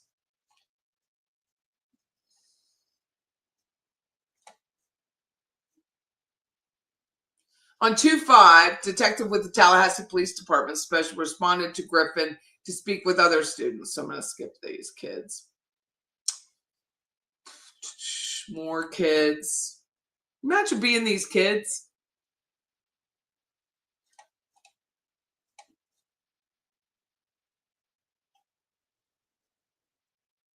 This was the school resource officer that Lori ran away the first time. She told him that she was staying on pool furniture at a nearby complex. Remember being at the bus stop with Lori when a white truck approached the bus stop and ordered Lori to the truck. Believed the truck was driven by Paige's uncle, but did not hear any further. So I don't know if it's Antoine or someone else. Saw Lori at a school later, and when the bus got there, stated he saw Lori talking with the detective and believed this was when Lori was recovered the first time. Stated Lori talked to several other kids, to include not saying their names. 2/5 contacted Antoine Wiley at the Public Works. Antoine is employed by Leon County Schools. Antoine advised that Lori was extremely shy and quiet, and that she would mostly just sit and watch TV on the couch. Well, no one had ever interacted with her, so Lori would come over to visit once a month with Antoine's family, once or twice on trips out of town. He stated Lori would be excited while she was out of town, but sad as soon as she returned. He is also a mandatory reporter. Antoine expressed that Andrew Wiley was trying to do more to make Lori happy, but she was always seen quiet. Raping your daughter sometimes makes them quiet. He stated Lori did not want to return home with Miranda, and that she was not fond of Miranda's wife, LaTanya. He did note that he had caught Lori watching anime porn and knew Wiley to have caught her watching the same porn in a previous incident. Antoine believed before she came to stay with Wiley that they lived in Miami. Antoine Wiley did recall seeing Lori one time walking around the streets near a residence on Continental, and he thought she was hanging out with friends where she wasn't supposed to be. He recalled being in a truck when he saw her and called her over, telling her to go home. He later learned from Andrew, his brother, this was normal pattern when she was allowed to walk home. Antoine Wiley also advised that Andrew Wiley had a son approximately 1 year older than Lori, whom Lori has never met. And TikTok chick, Miranda, will talk about that child. Andrew Wiley had not been a part of raising his son. Antoine's as Wiley, as well as his son's current custodial parent, confirmed Lori Paige and Andrews Wiley had never met. They would not communicate. Detective Magnan Childers drove to Lake City. This address was previously listed for LaTanya White, and it was known as Miranda White visited Lake City after Lori's disappearance. There, Marcia Allen, as the mother of LaTanya, was contacted. Marcia Allen stated that she had met Lori 3 years ago when Miranda and LaTanya came to visit. She stated that this was the last time she saw Lori. She initially stated that Lori was nice and minded Miranda well. When asked questions about Miranda and Lori, Marcia Allen stated she did not really talk to Miranda and that LaTanya stayed out of Miranda and Lori's situation. As we spoke with her and showed her Lori's missing flyer, Marcia then paused and pointed at the paper stating, "That's a bad girl." Fun times. Marcia advised LaTanya told her that Lori did not listen and wanted to do whatever she wanted. Again, when you're being molested, these things happen. LaTanya conveyed that Lori wanted to live with her dad because she was allowed to do whatever she wanted. Marcia Allen was adamant that LaTanya stayed out of things between Lori and Miranda. The house Marcia Allen lived in was smaller, and it appeared only Marcia Allen was staying there. Allen could not remember if Miranda LaTanya had visited since Lori's disappearance, except for one time in January to attend a retirement party. She stated they always stayed with her when they visited or possibly a hotel, but she couldn't remember the hotel. No one have a memory in regards to this entire case. 2/7/24, I was tasked with locating Daisy. Daisy was grown to be a potential godmother for Lori and living somewhere in the Tallahassee area. I called the active number. I'm going to skip that. I left a message explaining my need to speak with Garcia. Later that same evening, I received a call back from Garcia from the same number I had attempted to contact earlier. Garcia advised she and Miranda knew one another for quite some time because Garcia's son, Brandon, and Miranda were in the same FSU STEM program, which is a science and math program. Garcia advised she knew Miranda had a troubled upbringing, but only had information Miranda had told her. Miranda would tell Garcia about her mother, Brooklyn, and how she would bring home dates. Brooklyn would then expect Miranda to date the men she brought home. She's basically saying her mother whored her out. I attempted to clarify with Garcia about the word date and if it meant more than actual dating, but actual sex. Garcia didn't know, as Miranda never went into detail about the dates. It's a 50-50 on that. Because I think Miranda does have issues. You know what I'm saying? But it's a 50-50, whether I believe it or not. The last time Garcia saw Miranda and or Lori was in the summer of 21. Garcia was able to review text messages between she and Miranda and confirm the last date was June 7, 2021. Does everyone keep all these text messages? I don't. Delete. This visit is when Miranda brought Lori to live with Andrew. The visit was normal, according to Garcia, and remember Miranda using her Wi-Fi to use Zoom for her white coat interview, because you know, most important thing in her life, that was her baby, was going to med school. Medicine was her baby. Garcia never spoke with Lori outside of the visit. Garcia did not have a phone number for Lori nor any type of social media profile. Daisy said she never heard from Andrew at any point. Garcia provided me with text messages she received from Miranda before and after her disappearance. The screenshots of text messages are messages received by Daisy from Miranda. The conversation started March 2nd. These messages, Daisy, I need you, says Miranda. What's up? Lori's dad won't let me talk to her. Her dad let her go with my mom. I explicitly told her not to, and he did. I explained to him why she is an unsafe adult, and I've given him alternatives. What does the paperwork say, Daisy? 50-50, but I'm the custodial. Are you though? How long does she have here for? She's been there for 10 months, I believe, said Miranda. No, how long does she have Lori for? Daisy says. Brooklyn, I don't know. I didn't ask because I just was listening to the details. They're manipulating her, and I was just trying to hear what she was told, Miranda says. Why did he do that, Daisy? To spite me, Miranda, because I expressly told him not to on multiple occasions. They both hate me and are willing to use my child as a pawn.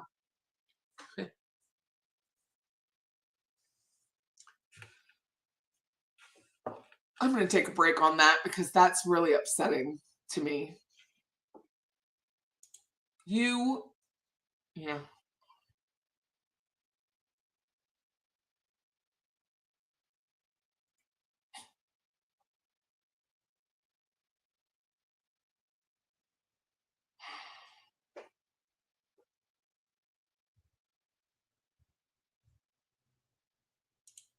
I remember Ruby Frankie saying her very young child was watching porn, outrageous lies. She's another one who needs to rot. Well, I believe the kid was watching anime porn. I think they found it later in the but there's a reason that comes out at that age. She was probably disassociating for most of her life. That's what happens when the abuse is so severe. You just have to detach in order to survive. Jeannie says, I grew up poor as dirt, but there was always love. I feel so bad for Lori. I mean, I was one of 7. I don't know how poor we really were because I don't know, because my parents didn't like expose us to everything. But my God, she is in medical school. She is.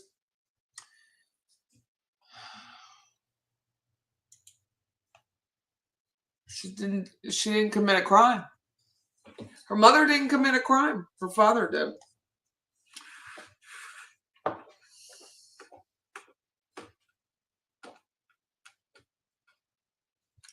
So my issue with this comment up here, I'm sorry, might be too soon, because I expressly told him not to. They both hate me and I'm willing to use my child as a pawn. Let's pretend her father didn't rape her and get her pregnant and kill her. Let's pretend for 5 seconds. Dude, you dropped her off. You tried to call some guy that you used to like have a relationship with in Tampa to see if he'll take your kid. But now she's your child. I don't know Brooklyn. I've spoken to her. I'm not going to divulge a conversation. It didn't end well. I think we could all agree. My conversation with that woman did not end well. She asked me for something and I declined. And I don't care. I don't care what she wants, how she wants it. I really didn't. I have empathy for her as a grandmother. But it ends because I don't know what it's like to lose a grandchild to murder. But I also don't know what it's like to have a daughter like this and be threatened by the daughter, because I believe she was, which is why she didn't really reach out for Lori. But she still never went to the media. I mean, all bets are off the second the child's missing. I don't care what pseudo-social rules you all developed between that triad, but all those are off when the kid goes missing. I'm doing what I want, when I want, to help retrieve the child, assuming she's just missing. Like, I'm going to media. They never went to media. They avoided media at all costs. So her saying, you're using my child as a pawn, Miranda, you used your child as a pawn. You dumped your child, either because your girlfriend / wifey didn't like her. It's not about kids, because you had a kid with you. You had a little boy. Or boys okay, but girls aren't. Who knows? I don't care what these people think of me. I really don't. There is zero tolerance for that. You called an old boyfriend to see if he'd take your kid. And you're worrying about whether Brooklyn spends time with her? Come on, lady. Brooklyn clearly isn't Mother of the Year, but you got no room. There's so much going on behind the scenes. It just sickens me. On the very few occasions that you could talk to Lori, I gave her the phone number. No problem. I do not understand why you chose not to do at least that much for me. I'm her mother and I would like to speak to Lori, says Miranda. I also paid child support. Tell me what you have done for the past 10 months besides call twice. I also said, no, you don't just call. Stop asking and just call. Will do. You wouldn't even give, and he said that to us. He told us with backtrack February 24th with Margie and Pastor Ferguson. He said that to us. If she wanted to talk to her kid, why not just call? Why would he have to be why would she have to ask permission? So that was said to us. You wouldn't even give me your social security number. And he told us that as well. Stop acting like I have to do anything for you. I just do it because I ain't spiteful like you.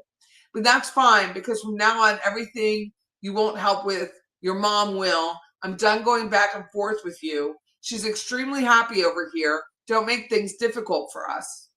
Andrew. If you involve Brooklyn, expect to have a case open because I will 100% call CPS on you.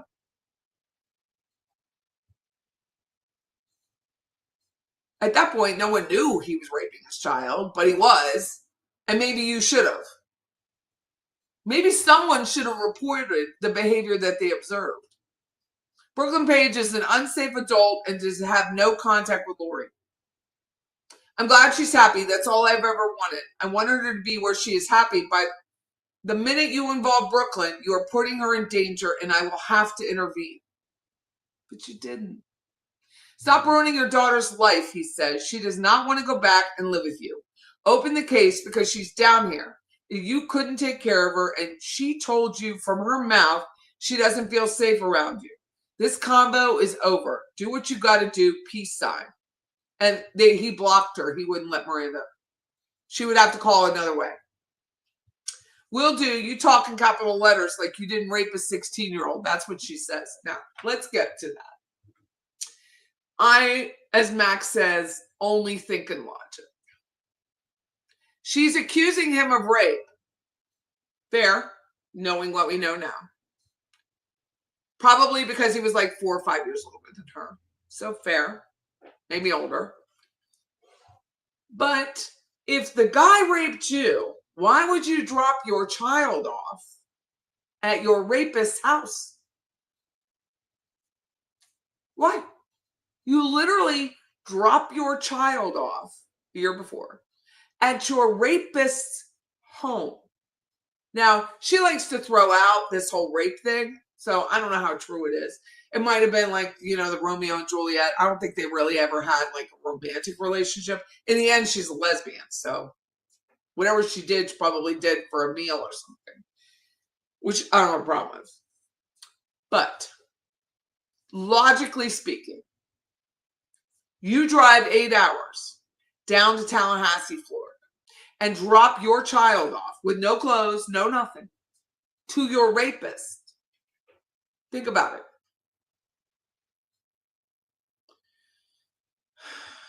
Then she says he's not ready to have that conversation. The conversation then shifts back to Miranda, texting with Daisy. Miranda is the gray text bubbles and Daisy is the blue. Oh, I thought maybe he needed help because he had to go out of town for work or something, not spite. He could have taken her to you, though, oh, Jessica, or Jessica. So now he was just going to drop her off at these other random people. The permission list that Miranda developed. You dropped your child off at your rapist's house and left her. There's people in town that will keep her, but he leaves her alone almost every night. No phone, no cameras, no nothing. And all three of them lie so much. They're poisoning her mind. She said, I didn't tell her the truth about Brooklyn manipulating her, which I know she can't understand because she's a child. Going into a meeting, but I will call you. And when I'm done, promise that I'll pause for a minute. We will talk soon, says Daisy. Approximately 2 months later, Miranda sends Daisy a picture of LP's flyer disseminated by TPD. Picture of flyer. What can I do? Do you have an idea where she could be? Call me. Thank you for calling. I'm unavailable at this time. Your call will be returned in order which it was received. Miranda is nothing else but a master of sarcasm. Hey, sorry I missed your call. My phone was upstairs charging and I was downstairs. I hope and pray everything is okay. How is Lori? No, not sure. No updates. She didn't get updates because she wouldn't talk to law enforcement. So that's why she had no updates. I thought it was posted on TBD, but was resolved. That was the end of the text exchange I received from Drazy. End of the report. They call. Then they go down to Tampa to visit poor Maurice. Poor guy. Should be noted that Jones is an ex-romantic partner, friend of Miranda, whom family members said Lori had a good relationship with. Jones, along with multiple family members of Jones, were interviewed at length, which yielded no significant leads to her location. Therefore, orders were sought to establish communication patterns and location data for Jones during the time Lori Paige's disappearance and for the times before and after. No significant leads developed, and Jones was certainly in Tampa at the time Paige was thought to have gone missing. On 2/8, a large-scale grid search was conducted, initially branching out from Lori's address. The span of the area covered approximately 5 square miles, which included businesses and active video surveillance, bodies of water, and residences. No leads from this search. Canvases were also conducted with the help of the civilian community members. Thousands of missing flyers were disseminated throughout the area on multiple occasions. I printed out over 1,000 myself. I mean, it was probably 3 or 4 reams. Tips generated from these canvases, whether plausible or not, were followed up with, and no significant leads were developed. There were also printer companies in this town printed out flyers for us to go take out. On 2/12, members of TPD and 4 canine cadaver scent dogs conducted a search of the area. There's a large pond that was behind. It's St. Louis is Luis, by the way. But there is a large pond behind their apartment complex, including from West Tennessee to San Luis Park, with negative results. There was one area dogs showed interest in but did not alert. The location was by the bridge of the lake at San Luis Park, near an area where large palm trees and turtles approximately 1/4 of the way down the bridge if you're coming from the bathroom. The area was checked due to low water and being able to walk around. They'd sent divers down and they found nothing. And that was shortly after that I had my dream. On 2/13, the dive team conducted a search of the lake with negative results. On 2/14, TBD had a report of a kidnapped juvenile black female who reported to a friend via social media she was abducted by a male in a vehicle and being held in a shed. During the investigation, the juvenile was located and it was learned she lied and there was no abduction. It was noted during the investigation that the juvenile was living 2 houses down from Brooklyn's residence at the time. 2/14, teletype message was sent. Tallahassee PD is a missing 12-year-old black female with black dreadlock-style hair, brown eyes, approximately 5 foot tall, 120 pound, a tie-dye rainbow JanSport backpack. She's been missing since 6/2/23. I asked him what brand it was, too, that backpack. He said he didn't know. We're asking any agency that would have contact with located or has an unidentified remains matching the above description. What they're missing here is between 2/1 and this time is when Nancy Grace, producers, called the Tallahassee Police Department. Got nothing. Then Nancy Grace gets on the phone and calls the Tallahassee Police Department. Then we get movement. 2/14, detectives traveled again to Nashville to contact Miranda and LaTanya to further investigate the disappearance of Lori Paige. She has TikToks about this where she just was like, eh. On the evening of 2/14 at approximately 6, Roberts and Magna conducted a covert surveillance on the residence of Miranda and LaTanya. Surveillance began during daylight hours and concluded about 8:30. On 2/15, and after contacting Nashville PD, they traveled to Goodlettsville, which is where I believe she lives now. And it's a suburban town just north of Nashville where Lori Paige Miranda White and LaTonya had resided from 20 to 2023. They spoke to the school people. They didn't know anything. I'm using their names here.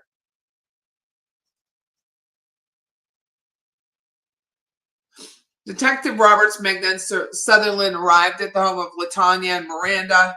Contact was made with the assistance of Nashville PD. The intention of the contact with Whites was to obtain a buccal standard from Miranda for comparison to Lori Paige and enter into CODIS. Miranda had been reluctant to provide this sample up until this date. Her reluctance, as she expressed later, was due to her distrust for how the case was being investigated. The second purpose of the contact with Miranda was to obtain her cell phone, which was known to contain texts and phone calls between her and Lori, as well as content of messages and phone calls between her and the father. Miranda had also expressed in a previous phone interview that her and Wiley had not gotten along, and that Miranda felt that communication between her and Lori was purposefully being thwarted by Wiley. There was also a video where Miranda stated she had captured by her cell phone that documented the interaction between her and Lori and Wiley on 5/25 after she traveled to Tallahassee to confront Paige and Wiley at his residence. A search warrant for Miranda's cell phone is prepared for the assistance of Nashville PD, but was ultimately returned as unserved due to Miranda's cooperation during the contact on 2/15. Miranda and LaTonya also provided statements during this contact. Both statements were captured on body-worn camera. Cannot wait for this trial. According to Miranda, she gave birth to Lori when she was only 17. White and Wiley never had a lasting relationship, and their only connection was Lori. Miranda stated that any contact with Wiley was only for the purposes of custody and care.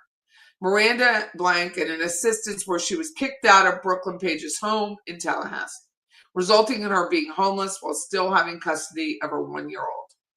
Miranda stated that when Lori was approximately 4, she was placed in Wiley's custody. This was after White's grandfather had traveled to Tampa to take custody of Lori Paige due to Lori having been removed from care of Miranda and due to Miranda White having a mandatory mental health evaluation. At this time, Paige had custody of Lori Paige, but moved out of state of Florida, could no longer care for Lori, which is when Andrew entered the portal. From the time Lori Paige was approximately 4, she was able to attend elementary school. Lori was living in Miami with Andrew and his family.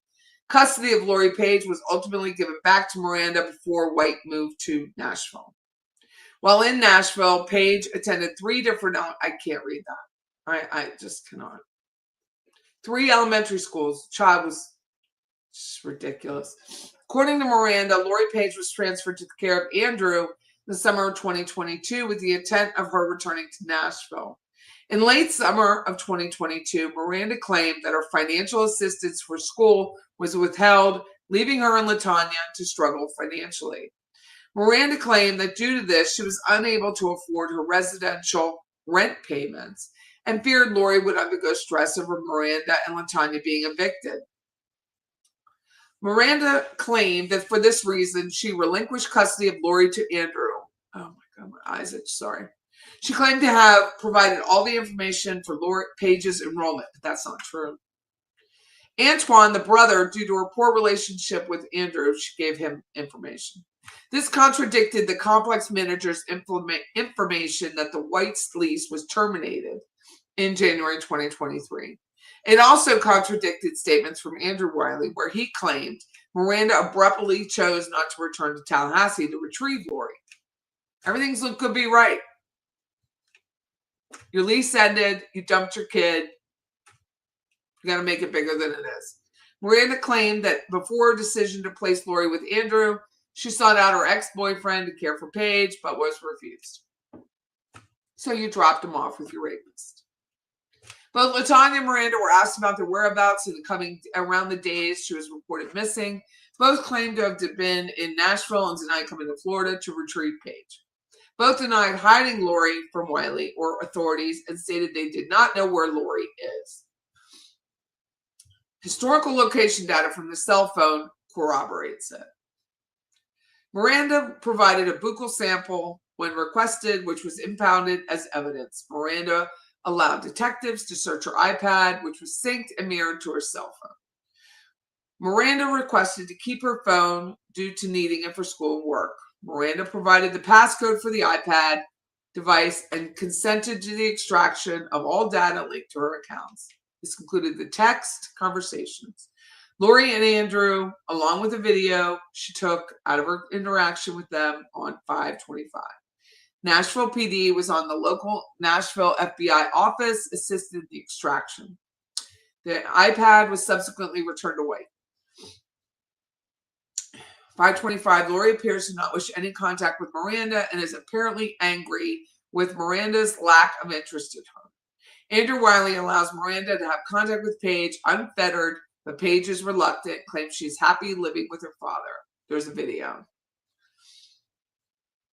A historical survey of calls for residences related to the Whites, as well as any calls for service related to White and Lori Paige, was conducted for Nashville with the assistance of Nashville PD. Only one documented incident was located. On 2020, billboards were put up at FBI TPD requesting information about Lori, and that information leading to her recovery would result in a $15,000 reward. Andrew Wiley told us he had to sign. He had to sign for permission to have those billboards up.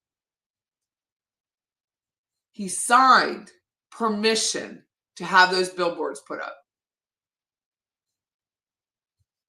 Over 100 officers with TPD conducted another grid search of the park, but was met with negative results.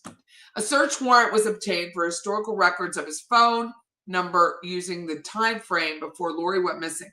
2/20. 2/20.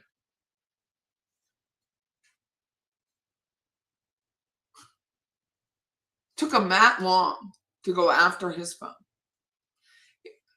And I don't care what you think of Tallahassee Police Department. I don't care. But she was treated as a missing person until Nancy Grace got on the phone. And I mean, it's just the truth. On 6/2, from 12:20 to 9:30 a.m., the handset showed consistent with Wiley's residence on 6/2. However, LPR showed Wiley's vehicle southbound at the intersection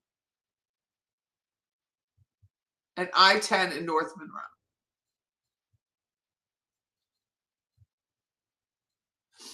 So he's at home, but his vehicle is traveling southbound on the intersection of I-10 and North Monroe at 8:28. Just before 9:30, his handset departs, moving east, maybe Alabama Street, and then south and back to the residence. This is where he just drives around town. It immediately departs the area, moving east to north, then back to the residence at 10:14. This is consistent with the LPR hit on 7th Avenue at 9:57. This is still 6/2. There may have been a stop at North Monroe, John Knox area for a few minutes. A call is placed to Priceline at 2:56. The handset departs the area of the residence just after 4 p.m. for a trip to Jacksonville. The handset arrives in the area by 6:59 and then departs around 7:20. The handset appears to take I-10 to 95 on the way over, then 295 on the way back to I-10. The handset returns to areas of residence around 9:45. So he gets in his car, he drives around Griffin Heights neighborhood for whatever reason. Then he gets in his car and he goes to Jacksonville for a one-way flight. On 6/3, he didn't report her missing until 11 o'clock that morning. But he didn't go to work. See this? He didn't. When did he go to work? How long? Why do we not have? Why did they not verify his work schedule? On 6/3, why did they not verify his work schedule? 6/3, the handset event starting 12:21, consistent with the area of his work. He should have been work, right? The night before. It appears between 8:21 and 8:37 the handset departs work. He would be consistent with the Monticello area for the 8:37 event. No additional events until just after 11 a.m., which are consistent with the residents. Handset remains in the area until 12:15 when it departs traveling north. It arrives in the Lake Jackson area, which is right around him, around 12:30 and remains until 3. Then travels back to the area consistent with his residence and remains through the day. On 2/19, Magna contacted Wiley by phone. Wiley agreed to meet TBD at 9 a.m. for a 2:20 interview. Although the purpose of the interview was not shared with Wiley, detectives had learned of historical cell phone location data for Wiley that included travel to Jacksonville in the hours before Lori Paige was reported to have gone missing. It was also reported to detectives that Wiley had called in sick to work on 2 days, 5/27 and 5/29. Wiley is the only person reported to have had contact with Lori between the 5:25 and the time she was reported missing. We don't know what day she was killed. By 2:20 at 9 o'clock, Wiley had not arrived at TPD for an interview and was not responding to attempts at contact by detectives. Contact was made with Brooklyn Paige at her residence. She stated that Wiley had been to her home on 2/20 and expressed his concerns for being treated as a suspect in the disappearance of Lori Paige. Detectives then received notice that Wiley would appear for his interview at TPD with legal representation. Wiley arrived at TPD approximately 2:30 on 2/20/2024. The interview was audio and video recorded. When we met with him on 2/24, he never mentioned it. We did ask him. During the interview with Wiley and his attorney, questions regarding Lori Paige's demeanor were readdressed. Wiley conveyed that Paige was happy with him and did not wish to return to Nashville with her mother. Wiley was asked about how he disciplined Lori when she misbehaved. Wiley stated that she had disciplined her with a belt during one occasion and had to physically restrain her when she attempted to run away during another incident, which he told us. He did tell us that. He didn't say the belt, but he told her he had to physically restrain her. Wiley stated examples of Paige's misbehavior is not immediately returning home after school and lingering with classmates in the area when she was supposed to be home. Wiley also gave an example that Lori learned to only exclude the effort in school required to pass and no longer gave her maximum effort for her schooling. For this, she was also disciplined for her failing grades. You're an idiot and you're beating her? I hate you, Andrew Wiley. She had 4 A's and 2 B's, and you have the gall to beat her? Wiley went on to explain that Miranda Paige's lack of interest in Lori Paige was detrimental to her well-being and emotional stability. So is raping her child. He explained that Paige would be doing well emotionally until Miranda would make contact and send Paige into a depression, except when you rape your child. When asked about Lori Paige, friends of Lori's, Wiley was unable to name any and stated that she almost never spoke to friends or interests in classmates, which is a lie. Wiley said Lori Paige was able to prepare meals for herself since she was 4 and was content watching TV and an affinity for anime. Wiley stated he removed her privileges using electronic devices when he caught her viewing anime pornography on his computer. This was consistent with what other family members of Lori Paige had stated about her and an obsession with anime and instances where Lori was caught watching anime porn, which I have no comment. When asked, Wiley was unable to remember the events of the week leading up to her missing. He seemed to not recall calling in sick to work and could not establish a reason for not being at work when initially asked about his travel to Jacksonville during the afternoon of 6/2. Wiley claimed to not remember this event. When pressed further, Wiley seemed to then remember a friend named Tim, and Tim asking him for a ride to the airport. He stated Lori refused to go with him as he traveled to Jacksonville. Records indicate Wiley did, in fact, travel to Jacksonville Airport and then returned home just before leaving for work on 6/2 at 11. Wiley claimed to not have contact information for Tim readily available when asked about describing him as a former college friend and provide a physical description. Wiley appeared confused when asked how and in what form he and Tim arranged the travel to Jacksonville. Details. Currently, the identity is unconfirmed. Wiley has yet to provide any contact information. Wiley was asked if there were any other devices which Lori had access to in his home, which she lived with him. Wiley stated he had several old cell phones still in his possession, as well as the computer Paige had accessed in the past. Wiley at one time stated he would provide these devices, but has since changed his mind and has not provided them as of this writing, despite advice from counsel.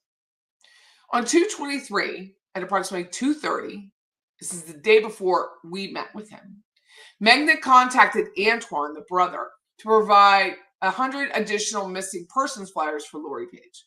Now, I don't know Antoine. I know people who know Antoine. But Antoine and the rest of the Wiley family, they only posted about Lori one time on their social media, the day she went missing. Never another day. Not any day did they say, hey, anyone see her? Never a day. One day. During my contact with Antoine, we discussed several recent efforts made by detectives in this case and updated him on the current information. Magna also questioned Wiley, Antoine, about Lori again and about any insight he has to where she could have gone. During the discussion, Antoine mentioned he had taught Lori to swim during the summer of 2022, which contradicts Brooklyn and Miranda, which suggested Lori could not swim. Another inconsistency between Lori's maternal family and Antoine is her maternal family's claim that Lori was afraid of the dark, and Miranda has a long TikTok about how her child would not go in the dark, like she wouldn't have left in the night. According to Antoine, Lori was not afraid of the dark or scared to be outside in the dark. Antoine Wiley could not remember any friends of Andrew that were named Tim. Antoine went on to say Lori Paige's time in his home, he too had caught her watching this anime porn. It was only then that Antoine Wiley had learned from his brother that this was a recurring issue. Consistently throughout interviews, Miranda, LaTanya, Antoine, and Brooklyn, is that none feel Wiley could cause any harm to Lori Paige. Intentionally, all believe Lori Paige to have run away from Andrew Wiley's residence while he was at work. So that's your defense. If you ever decide to rape your child, impregnate her, or just flat out murder her, just make sure there's a bunch of people around that say, hey, doesn't look like he could have done it. So they just won't, they won't push it. 2/26. They contact Simone, which was Andrew's girlfriend, via phone. Simone advised Lori and her sister would use Simone's laptop to play Roblox together. Simone advised the information had since been removed, which she had to reset it. She noted that this was the only thing Lori used on her computer and that Lori did not use it unsupervised. She's the only sane person in all of this. Lori also spent the night at Simone's mother's house a few times, and that her mother would take Lori and Anya out sometimes. Lori was reportedly very well behaved with no issues. Simone advised that she was in military training during the time frame Lori disappeared. She remembered Andrew calling her after Miranda showed up, announced at his residence. This led to Andrew arguing, and eventually hanging up. They then spoke to each other the next morning. Sometime after that, the military took her secret phone, which is likely true. Simone noted that Andrew was feeling frustrated with the case because he felt as if he was a suspect of something. When asked, Simone did note that she knew Andrew knew someone named Tim, who was not aware of him going to Jackson. And again, Simone is the one who arranged with Pastor Ferguson or Margie for him to come talk to us at this parking lot. Simone was in regular conversation with Margie. She wanted updates. She cared about the kid. Upon a review of Wiley's phone records, it was learned he had only been in contact with one person with the name Tim. This person was Tim Costume. Let's skip that. Let's face it, Tim didn't know shit. Detectives from TPD and FDLE, which is Florida Department of Law Enforcement, went out to Big Joe Road in Monticello at the Jefferson Correctional Facility and seized his vehicle, his baby, in conjunction with search warrant. At the same time, detectives with TPD and Thomasville Police, which is the small town in Georgia where he chose to move and change his phone number because he knew she wasn't coming back, served a warrant on his residence. It should be noted the search warrant served to the residence was obtained by the Thomasville Police Department for jurisdiction arrangements. While seizing the vehicle, Andrew laughed and stated, "Do your thing," and okie dokie, while Magna explained to him the reasoning behind the search warrant and the reason for wanting his old phones. Andrew asked to call his brother and was given his phone out of his car to do so. Andrew then left the scene in an unknown coworker's car. Andrew's vehicle, a Dodge Charger, was towed to Parkway Towing for processing by forensics. On 2/28, members of the TPD, with the assistance of Thomas County Sheriff, served this above search warrant on his residence. The following items, along with photographs on the search warrant service, were collected. Look at this. A drawing pad and a mouse, his corrections notebook, one book with written notes, another notebook, torn papers, 3 shopping bags with a disassembled cell phone. He took it apart. A silver iPhone, 1 red pen and gear brand notebook, a black notebook. What you writing down, dude? An Eris instructional manual, a Blue Sky brand planning calendar, another notebook. You going to school? Dell brand charging cable. 1 gray iPhone had been factory reset. 1 green iPhone had been factory reset. Another notebook and 1 hard drive. 16 gigs is like nothing. Why even bother? A Dell laptop and a Blue brand track phone, which is probably a burner. It appeared, based on dismantled and factory reset devices, that Wiley attempted to conceal data. Shockingly, he only had how long to do it? That it's been stored on these devices. It was all, but why do the criminals keep the pieces? I don't understand that. You dismantle the phone, but you keep the phone. Doesn't make any sense. It was also learned that the computer seized may have been one which Wiley recently purchased and was one that replaced a computer recently in his home to thwart detectives from examining the data on the previous computer. I mean, he had 10 months.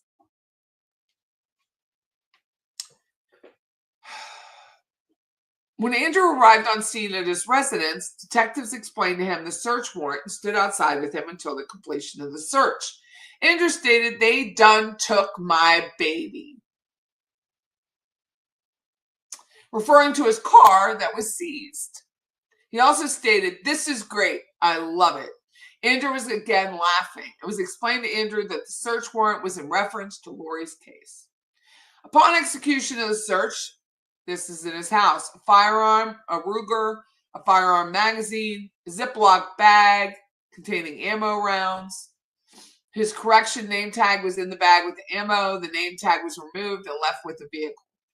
3 paper maps of San Luis Park, car cleaning fluid, cleaning brush, a blue journal. What you writing? Swabbing, passenger car seat upholstery, cut out from carpet. Copy of the search warrant and return were left in the vehicle. Also noted was a receipt for a computer at Goodwill, and Andrew's U.S. passport, which was issued after the murder. A check of Goodwill was later conducted. They advised they do not keep track of who drops off computers. They wipe all hard drives when an item is received. Goodwill provided the video showing Andrew purchased the new computer. When he is seen entering the store, there is no computer with him. The firearm and ammo were stored for safekeeping. The maps were initially seized as evidence. When it was learned the paper had a TPD sergeant's phone number listed on the paper, and they were given out during a canvass. There's approximately 20 of our missing person flyers with the maps under the car seat. The car cleaning fluid was an almost full bottle, but the cleaning description noted it does clean up blood. 228, his vehicle was processed for evidence to search for biological evidence related to the investigation into the probable cause of Lori. When the vehicle was processed, it was noted that floor mats normally present and typically provided with the vehicle were absent. A bottle of cleaning spray was also discovered, and a label affixed which touted its ability to specifically clean or remove blood. He had all that time. When a bioluminescent spray was reacted to, the presence of blood was applied to the interior. There was a visible reaction to pieces on the front passenger carpet and the front passenger door, to include the areas of the lower interior door and jamb. The carpet was removed from the vehicle and sent to FDLE for crime lab processing. Along with the carpet sample, buccal standards for Miranda and Andrew were sent. Blood from Lori Paige was confirmed to be present in the carpet. I don't know. But without a reasonable explanation, why do they wait 10 months?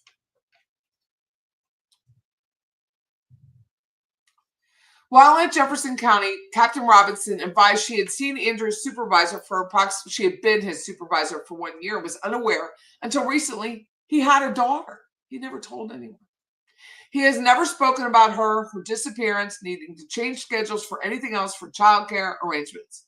She stated Andrew rarely ever calls out sick and had no work-related injuries that she was aware of. Captain advised Andrew mostly keeps to himself and only knew that he used to date another previous employee, Simone. She had no other information to provide and did not note any changes in his behavior. 229, because it was leap year. Brooklyn Paige was updated about the case, steps taken, exhaustion of leads. Brooklyn was surprised and did not understand why Andrew would be acting this way. I advised Brooklyn to continue reporting any suspicious behavior. 3-4. It was discovered Andrew had previously something. During the incident, he argued with Andrew about his faults as a parent, stated she tossed a parenting book to Andrew. A fight ensued, and Janie, whoever that is, stated Andrew threw her down. Oh, this is an old girlfriend. That's what this is about. So he had an old incident, a domestic violence incident. Janie stated Andrew threw her down multiple times, punched her in the chest, and strangled her. She stated that while she was on her back, he held her down, arm down with one hand and strangled her with the other.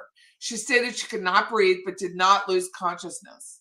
She stated Andrew continued to strangle her until her 10-year-old son came in with a frying pan and told Andrew to get off, which she did. Andrew stated the book was thrown at him and that attacked him. He stated he grabbed her by the shoulders, and when she would not stop hitting him, he pulled her to the floor and got on top of her. He stated that he kept a hold of her shoulders, but denied ever grabbing her throat. Andrew stated that she continued trying to hit and kick until her son came in holding a frying pan. Blank told him to get off of Blank, which he did. Both children, 10 and 12 at the time, witnessed the event and hit Andrew to get him off. No arrest was made because of conflicts. I have a problem with this whole story. You got a 3-on-1 saying something happened, and you say there's a conflict, so we're just not going to do anything.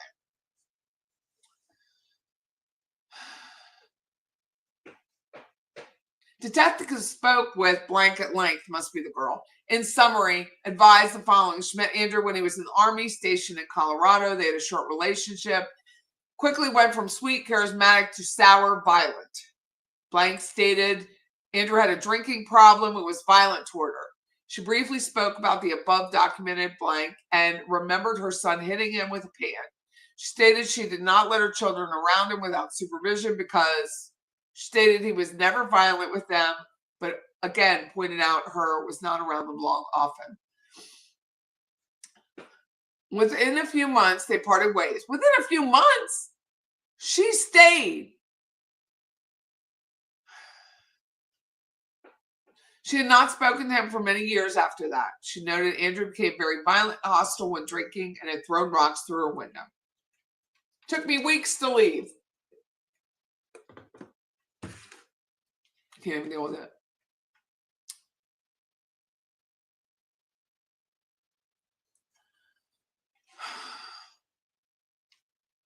Doesn't even matter. The search warrant was sent to Google for geolocation information. However, they advise they no longer provide this or have this information. Is that not interesting? 3-7. TPD received a copy of Andrew's blank. Should be pointed out Annalise's Lori's middle name. It did not have dental or life insurance listed. 3-7. Subpoena was sent to Priceline regarding information for Andrew. This was in relation to a phone call placed by Andrew to Priceline on 6/2 at approximately 2:56. So she was already dead by then. 3-14. Results from the subpoena showed no activity for poor Tim. However, it did not show that Andrew purchased a one-way airline ticket for himself to go to Puerto Rico. No offense, Andrew. A little schooling, go to Vietnam because Puerto Rico is a territory. The flight time is 6/3/121 with arrival in Puerto Rico at 10:30. That's a long flight. The confirmation number for the airline was, the IP address was blank. Records show he later requested a refund, which was denied. Okay. You murdered your child. You rape her, you impregnate her, you murder her. You take her to the woods and leave her there, her poor body. You drive to Jacksonville. You don't get on the flight because you're a coward. And then you ask for a refund? I spoke to the record provider of Priceline who could not confirm if the 6/7 was the same date the request for refund was submitted, but did show that it was denied. Priceline sent 2 versions of the results to clarify this information. This is the only information Priceline had, and they advised any other information would have to be sought through Delta.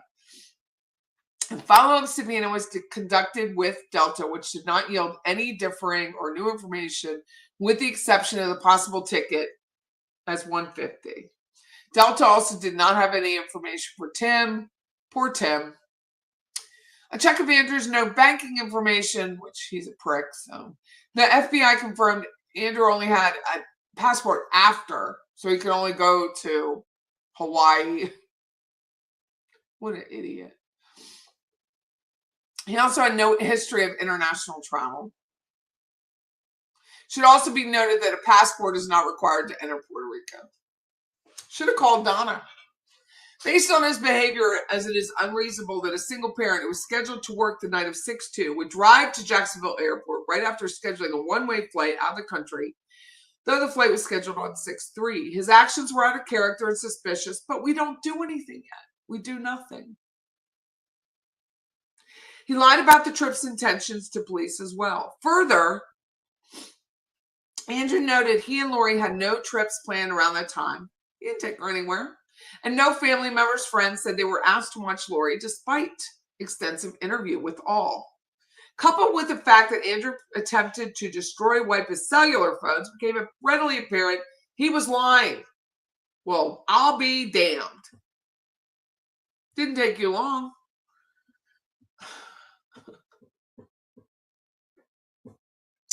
(3/13/2024). Andrew contacted TPD for an update on his vehicle and the case. I advised TPD would still be holding the vehicle at this time as evidence. I informed him that they were still working on tip information that came in from the billboards. The billboards he signed, he proved it. He knew she was. Jacksonville Sheriff's Jacksonville Airport advised they had no viable leads. License plate reader system, cameras, or documented LEO. Antoine contacted TPD about questions for Andrew having his vehicle returned. This is my problem with you, Antoine. During that conversation, Antoine Wiley discussed Andrew's behavior regarding his reluctance to turn over any electronic devices to police in reference to locating her. When in the past, Antoine seemed uncertain as to why Andrew would not cooperate with this request. During the phone call with detectives on 3/22, he seemed more assured the issue regarding the phones was more akin to Andrew Wiley being embarrassed by personal information on the devices rather than attempting to conceal criminal activity. When asked to elaborate how he knew this, or elaborate on the nature of the information, Antoine would not provide. He was advocating for that murdering twant to have his car returned. How?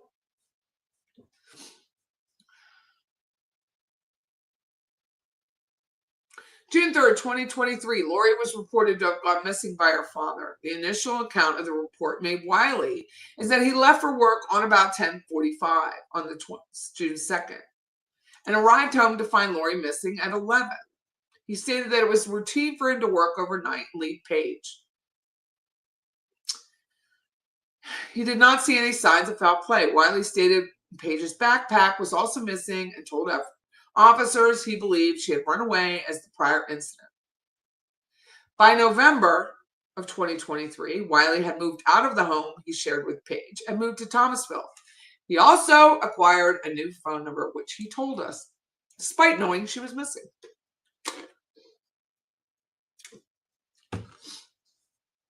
Paige had been missing only 24 hours when located later at school. We know that until June 3rd was the longest amount of time Lori Paige had gone missing. 10 months had elapsed since the time Lori was there. I'm sorry. Let me mute this for a minute.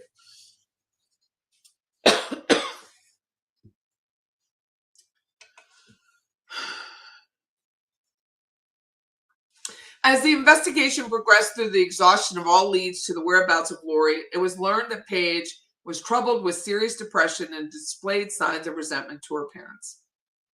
In both households, it appears she was left alone for hours with no supervision. Paige's visitation with Wiley had been limited to times. I don't need to go over that again. Despite issues of emotional neglect, Paige was able to befriend students, even though his father had claimed no friends, right? We have no friends. He admitted to whooping her with a belt, but denied that this occurred in public. This date as occurred was not specific, but believed to have occurred in the time frame of April 2023. Due to the emotional instability that Lori Paige apparently underwent, canvasses were conducted in the areas near her home, wooded areas, bodies of water, and parks. Canvasses including interviews with known sex offenders. Attempts to gather location data and phone record data for all subjects close to Paige have been exhausted. Phone records and location analysis has been examined for any possibility of Paige being alive and hidden by her mother. This time, Paige is believed to be deceased, as there has been no sign of life for Lori since May 25, when Miranda videotaped the hostile interaction between her, Paige, and Wiley. As the likelihood of Andrew Wiley's involvement grew, the investigation turned to focus on Wiley. During questioning of these closest to him, his brother and the former girlfriend, it was learned that his relationship was struggling with his girlfriend, and Andrew Wiley was having difficulty parenting Paige as she was becoming more rebellious, per her brother Antoine. Per his brother. Wiley's brother discussed Wiley wishing to return Paige to her mother in mid-2023, but was convinced by his brother to keep her in Tallahassee with him. It was also learned that Paige's maternal grandmother would assist Wiley with purchasing clothes and caring for Paige. However, Brooklyn Paige informed detectives she felt Wiley lacked appropriate maturity. Really, Brooklyn? I'm sorry, but this is all the pots and the kettles.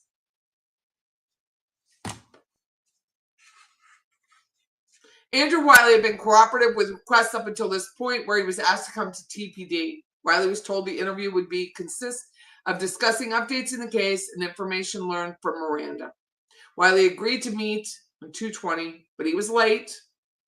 By 10, he arrived in the area of Thomasville and had not contacted detectives. He arrived at the home of Brooklyn, then immediately drove to consult with legal counsel. Wiley's attorney then contacted detectives to arrange an interview. Wiley and his attorney arrived at TPD at approximately 2:30 for a 9 o'clock appointment. During the interview, Wiley was asked about travel to Jacksonville. Wiley at first denied remembering his incident. Of course, no one remembers when they drive 2.5 hours. But then later stated that he drove a subject named Tim to the airport. He claimed the person to be a former college associate and gave a vague, if this kid graduated from college. When asked how he arranged the drive, he claimed there was communication through the cell phone, but no such activity existed in the phone records. Wiley described Tim closely resembles another person, poor Tim. A later interview with poor Tim would reveal that Tim did not travel to Tallahassee. He alleged he'd never met Lori and does not often speak with Wiley. Wiley would not provide a phone number for Tim and claimed it was maintained on a different device. Of course, it's over there. It's over that one. During the interview, Wiley was asked to provide electronic devices which Lori could have accessed. Wiley was apprehensive about turning over these items and repeatedly asked why would you need them? Why? After explaining that she could have used these devices to initiate contact with those seeking to do her harm and may have formed new accounts for social media, he and his attorney seemed agreeable. Oh, okay. That's fair. It's fair. Fair. Well, now you can have them. Dumbass attorney. Wiley then promised to provide the devices in an attempt to provide passcodes for the devices. Wiley never provided the device or a phone number for Tim. Tim Brown doesn't exist. 228, search warrant served on his home. More devices. His vehicle was seized and concealed devices in the vehicle. He removed a computer from his home and replaced it with a new computer. He had 10 months, law enforcement.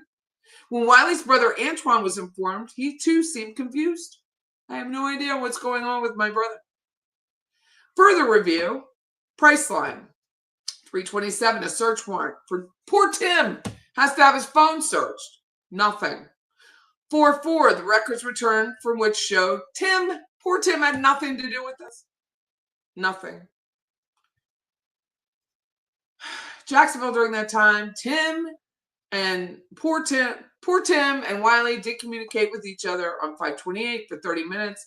Wiley called him on 5/29, no answer. They did not speak again. 4/8, Brooklyn requested to come to TPD. This is what slays me all day. Brooklyn Paige requested to come to TPD to contact Nancy Grace. Remember, early February, Nancy Grace's producers call Tallahassee Police Department. Then they get nowhere. Nancy Grace gets her behind on the phone, contacts the police department herself. Now all of a sudden, you got detectives out of the yin yang looking for Lori Paige. I find out about it. I do a show. Nancy Grace does a show. I had, if you remember, Pastor Ferguson came on with me as well as Margie Summers. Margie Summers was on Nancy Grace's show. Miranda refused. So Nancy tried to be as nice as possible because she didn't want to get sued again. She just used some of her social media that was public. Brooklyn explained she had just located a message from 2-7 from where the network tried to reach out to her. It is 4/8. Brooklyn wished to request assistance in contacting them from a different number than her own because she did not want her information shared. Your grandchild is missing.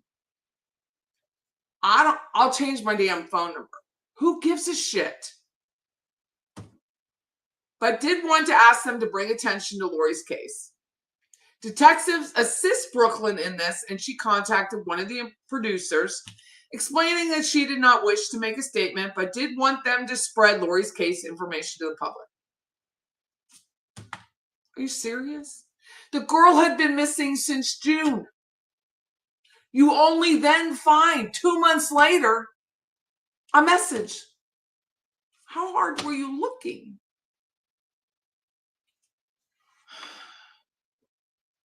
She also provided them Andrew's number because she had recently talked to him and agreed to speak with the show as well. Detectives then spoke with Brooklyn about her conversations with Andrew. Brooklyn expressed that Andrew did not seem concerned still and told her that he had been staying at his house in case police returned and that he was on administrative leave from work. Brooklyn stated that on the date the detectives visited her and Andrew came to the police station, he first came to her house. She stated he told her that he was coming to town for a meeting with a lawyer but came earlier to look for a lawyer but couldn't provide where he was looking. He told us that he needed more flyers, which we happily gave him, because he needed to drive to Georgia and Alabama and just drive streets. He told me he put thousands of miles on that Dart Charger to look for this child. He knew about Nancy Grace contacting because we talked about it. So it's lies. He would not respond to calls or texts from Magna. Brooklyn agreed to control a call with Andrew. Andrew answered the phone and they spoke for a lengthy period. No new case information was learned. However, the following topics stood out. Lori's birthday was coming up. It was April. Brooklyn asked Andrew what he was planning to do for her upcoming birthday, which was only a few days away. Andrew would often redirect the question or seem as if he had not given it any thought. Probably all of it. When she asked if they could do something in the apartment for her in her new bedroom, such as lighting a candle, Andrew would change the subject. Brooklyn talked about getting something for Lori's birthday, even though she was not home. But when asked if he got her anything, Andrew said he thought about it but could not actually name anything. He talked about a microphone at some point for videos that Lori could make, but noted she never posted any. He did say Lori only used her school computer and was not allowed to use his. Photos of Lori prior to the phone call, detectives showed Brooklyn the two photos shown to Andrew at the beginning of the investigation. Both times, Andrew identified the girls as Lori. The photos were shown to Brooklyn. Now, this is April the following year. But she stated they were clearly not Lori, which detectives had already determined. These photos were impounded as evidence. So he gave them photos, but not really confront them with the fact that they're not Lori. Brooklyn brought up recently viral photo believed to be Lori, a girl wearing a pink shirt, Broward County, and noted Andrew had stated he got a call about it from Virginia. Andrew did note the girl was not Lori upon seeing the photo. Looking for Lori, when Brooklyn would ask him what he was doing about looking for Lori, he stated he did not like social media, was only speaking to police and his family. True story. It seemed odd as Andrew was not talking to police and rarely at all reached out in the investigation. He would often reach out about his vehicle after it was seized, but not much about looking for Lori or the steps taken to search. His family members, except for Antoine, also noted he did not speak with Lori's case much. He also said he was looking for her on the internet. Was he OJ? But could not advise how he was doing so. He did state he was trying to see where people were saying about him on the internet. Phones, why he was a suspect. When Brooklyn would ask him why police would think he was a suspect, Andrew would state that it was only because he was the last person to see. Brooklyn would bring up the phones that the police wanted to look at. Andrew would change the subject. If something happened to Lori, Brooklyn asked Andrew, not prompted, if something happened to Lori and that if someone was responsible for hurting her, that what he thinks should happen. Andrew didn't seem fazed and danced around the answer like he couldn't provide one. Brooklyn became upset by this and even responded that she would hurt the person responsible for hurting Lori. Andrew stated he wouldn't say any statements like that on the phone and indicate in case police were listening. Andrew referred to Lori being missing during the call, but kept changing how long she'd been missing, from 10 to 11 to 12 months. The overtone of the call with Andrew and Brooklyn seemed to be that Andrew did not show any emotion or care about Lori being gone and almost seemed as if he was not planning on her being located. However, he did make statements of going to therapy and having mental health struggles. He told us that as well. In the case, and not wanting to show them included references to suicide. He did not make any statements about being suicidal, but he did tell us he was seeing a therapist. After the call concluded, Brooklyn was visibly upset and did not believe Andrew. Brooklyn advised she was having feelings of wanting to hurt the person responsible if Lori was hurt or murdered, but this was a normal reaction when a grandparent believes their grandchild is hurt. Detectives spoke with her to calm her down and reassure her of the investigation. Brooklyn said she understood. On 4/10, a search warrant was submitted to Verizon for text message content for Andrew. There was no indication of discussion with Lori. It was learned that the debit credit card used to purchase the ticket was at Wells Fargo. I don't need to talk about that. Wiley's girlfriend. Wait.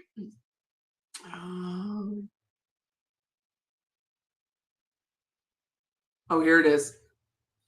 A subpoena of the account was conducted and showed a $30 purchase to Patients First was authored on 5/31. On 6/1, a purchase was authorized to Publix for $42. Publix, I provided the receipt information for the purchase. My Way, 1.5 milligram tablet, which I guess is the Plan B. A brief search showed My Way as a medicine to reduce chance of pregnancy after unprotected sex, commonly known as the Plan B. The description of the medicine advised take as soon as possible with 72 hours after unprotected sex. The sooner you take it, the better it will work. And if you vomit within 2 hours after taking, call a healthcare professional to find out if you should repeat the dose. Wiley's girlfriend currently reported during the time frame Lori went missing is Simone Robinson has been spoken with detectives and advised she was in training, so that pill was not for her.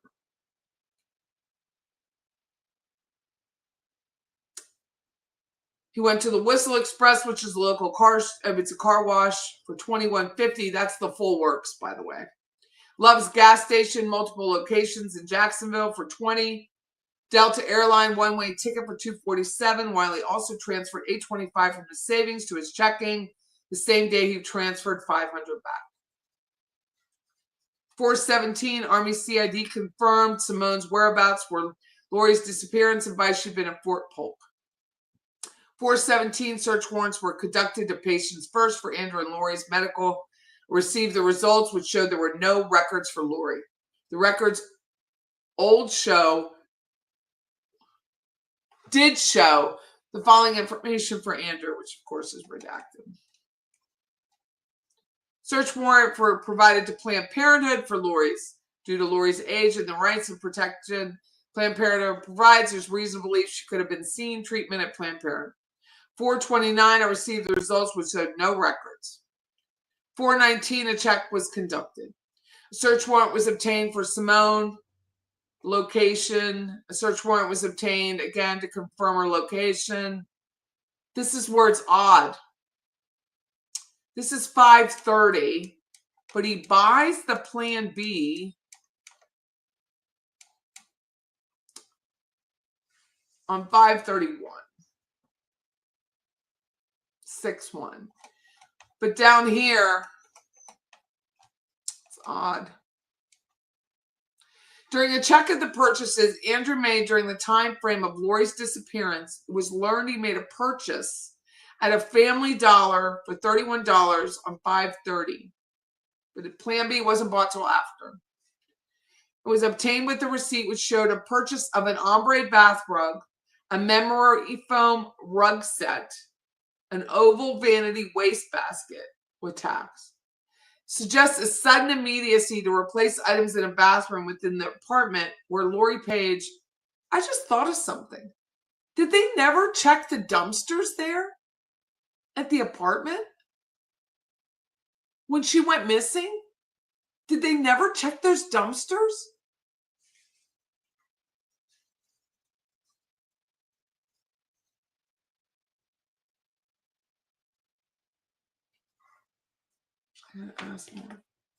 I gotta ask Margie. I don't think they ever did.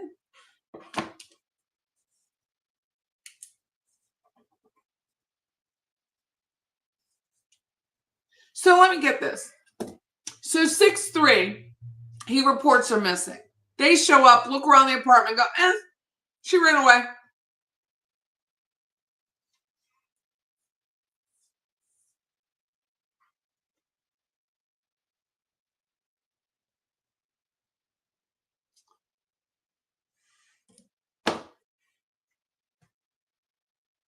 I think I'm going to puke.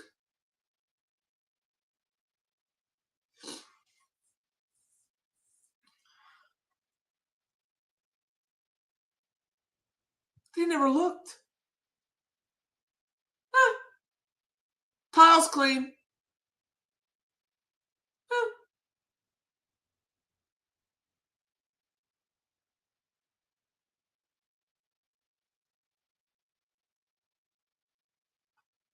It never even occurred to me till right now.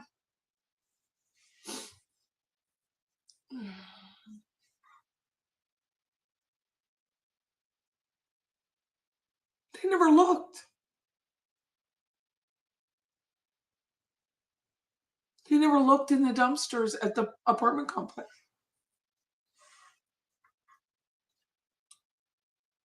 They never looked at Marpan. They never looked. They never, Marpan is the dump. They never looked.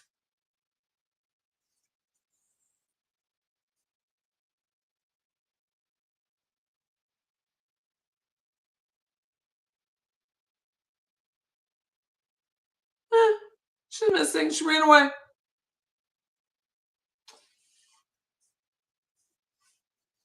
This is just a sudden immediacy to replace items in a bathroom within the apartment.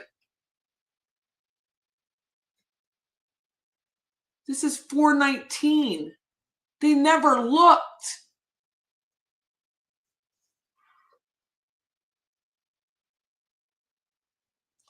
On 2/28/24, Andrew's vehicle was processed for evidence. They didn't even look at his car.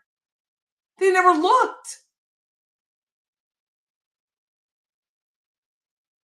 To include a search for biological evidence. So let me get this straight. Almost a perfect murder occurred. Almost. If there had not been a controlled burn on Mitchell Road in Georgia, Thomasville, they wouldn't have found her, and they would have done nothing. They weren't going to do shit without a body. They never looked.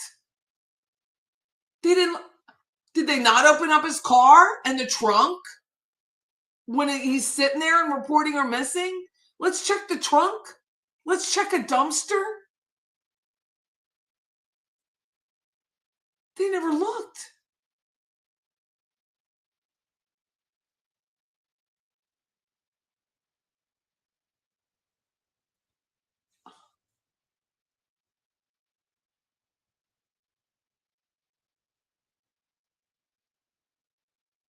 On 2/28, they never looked.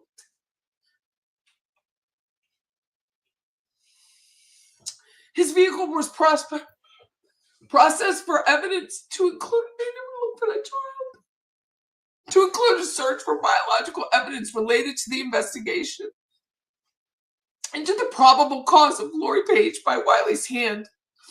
When the vehicle was processed, it was noted that floor mats, normally present and typically provided with the vehicle, were absent.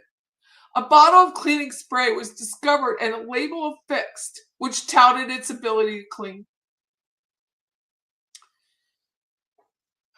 Presence of blood was applied to the interior of the vehicle. We know all that.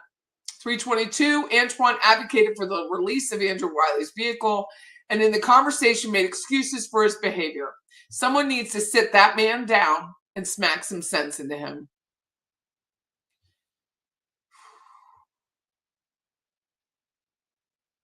On June 1, searches were conducted on Wiley's phone for different areas in Alabama and Georgia and for driving directions from Tallahassee, Florida.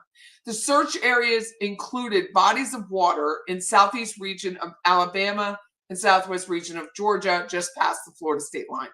And he asked us, what was he going to go do? Spread flyers up there in the hopes to say, wow, I mean, she must be up there.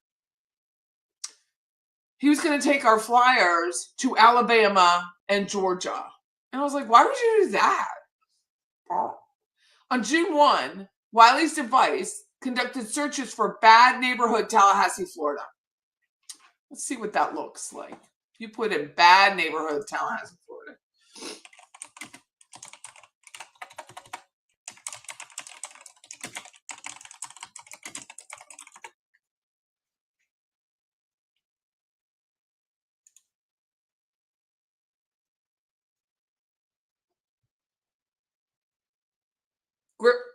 Her area it doesn't even come up.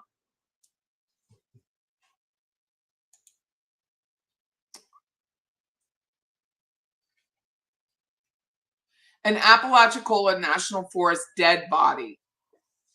At 12:23, the device also searched where do police to look to find missing kids. Well, clearly not a dumpster where you threw away probably bloody stuff. Not there. Or check your vehicle. During the search, the device viewed a Quora page on which a user asked the question, why would police stop looking for a missing child, saying the delay of the search is based on where they are in the investigation? Wouldn't they still need to find the child?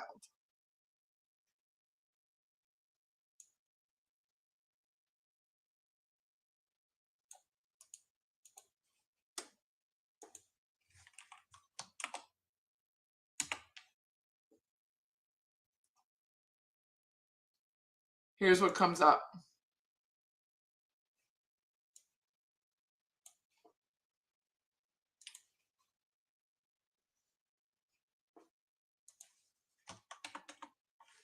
Multiple factors go into deciding to stop searching. A case out of Florida that is relatively recent had a father kill a mother and take their newborn son. This is 5 years ago. As a search kicked into high gear, police located the vehicle, and shortly after, I love that a father murdering was the first thing. The only time I've ever heard of a search for a lost child being called off is when there was no longer any hope. So that's it. I hate him. On June 2nd, Wiley's handset appeared to leave his residence via vehicle. The handset traveled from the Frenchtown areas, which is a neighborhood, including Alabama Street, Brewer, Woodward, Delaware, Dewey, Dunn, and West 4th. It appears Wiley then traveled southbound via South Bruneau Street to the West Orange Avenue and Lake Bradford areas, which is by Florida A&M University. Traveling to the East Appalachian Parkway area, which is where we are right now, arriving just east of Walmart, which is where we are right now. At 5:29, the device remained in that area until 5:51, so he just sat there. At approximately 5:52, Wiley traveled eastbound in Appalachia, continued on to Jefferson County, went past my neighborhood. Wiley proceeded now north of Highway 19 into Monticello, then turned east onto Highway 90. Wiley remained in downtown Monticello area until 6:30. Before proceeding north into Georgia via Boston Highway. At approximately 6:28 a.m. and approximately 1.5 miles north of the Florida-Georgia line, Wiley then turned onto Mitchell Road, which travels northwest from Boston Highway. Both sides of Mitchell Road appear rural and wooded from the roadway. It's privately owned land. It's owned by the Flowers family, which, if you recall, this chick, right, from the top, I can't remember her name right now, but she went to the Bahamas and had a hit on her husband, and then she was pissed because she had an affair and he wouldn't allow them to use the private plane. He worked for Flowers, same area. Both sides of Mission Road are rural and wooded. On the right side, remember that her bond got denied, like she got revoked because she's an idiot. She went on the news because she's a moron. She used to be a cheerleader for Alabama. At approximately, however, Wiley's handset did not continue to the highway. Let me see. And turned around and proceeded back towards, okay. Wiley's handset traveled for approximately 1.85 miles, then turned around and proceeded back to Boston Highway. At approximately, however, Wiley's handset did not continue to the highway. Approximately 6:53, Wiley's handset stopped providing location data, but logged the location as 701, but it's very rural, which showed the device was in a field on the southeast side of the road. We're going to go up there and lay flowers. I just don't know when. Probably after. I'm gonna talk to Margie and see if she wants to go.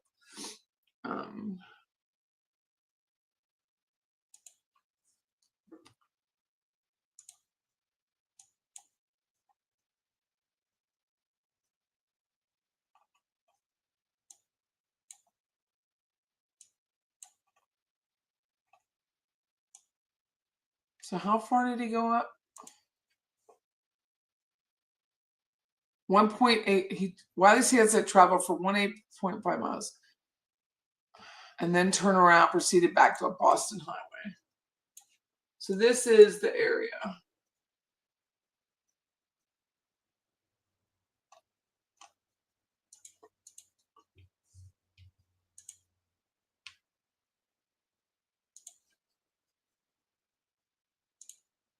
He drove the whole way around.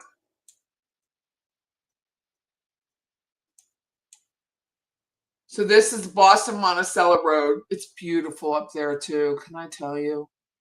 Boston, Georgia, and stunningly beautiful.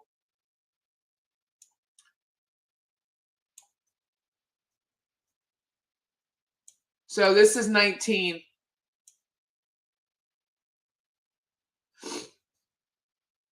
So this is my house right here. So he drives down here. I'm right here. Drives this, boom, boom, boom, boom, goes up 19. Goes off on the road, and then goes off on the road again. So this Oak Grove Church,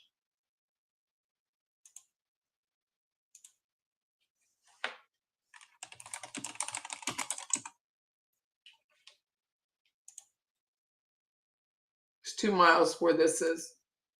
So it's less than here. He probably dropped it off right around here. He dropped her off. Well, there's that. So let me add that. Probably around there. Oh, I hate you, man.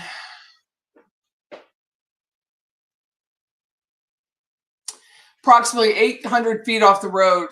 So he stops location data, but logged on at 7:01, which showed the device was in a field on the southeast side. What is the southeast? I'm sorry, I don't know this. Southeast, so she's on this side of the road, over here, somewhere.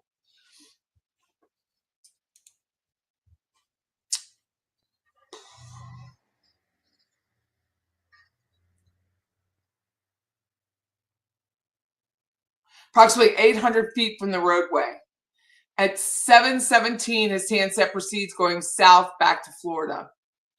His handset traveled then to Thomasville for some reason. Wiley's handset remained in the Pine Tree area, Boulevard, and Ben Grace Drive. Approximately 7:52 to 7:59. Why would he go there? What is there?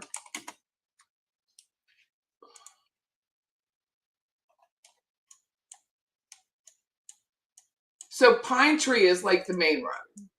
So he was here. Farmer store. He's right here. What was there for an hour? He's sitting there. I get it. I don't know. Why would he go? Before becoming mobile again, when Wiley's handset subsequently returned to the area, arriving in that residence at 8:44.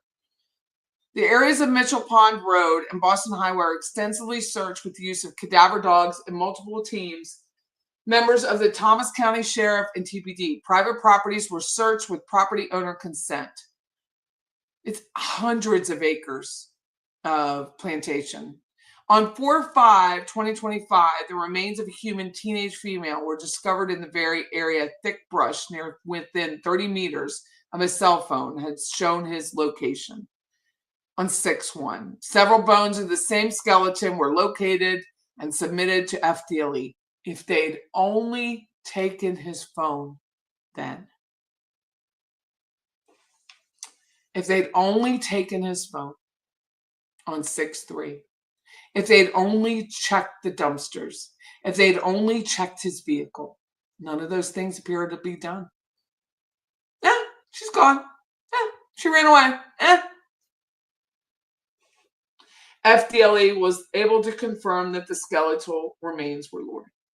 Evidence discovered during the investigation would lead a reasonable person to believe that sometime on 6/1 or before, Andrew Wiley did kill his only daughter, Lori Paige, and dumped her body in the wooded area of Thomas County. DNA evidence suggests Paige was bleeding within his vehicle, and that Wiley used his vehicle to travel to Thomas County to dispose of her. Evidence of Wiley's purchases leading up to the murder of Paige suggests there was likely abuse of Paige occurring. It appears that Wiley took his preparations to flee, but didn't. And that is that. No one looked for her until Nancy Grace called. That's that.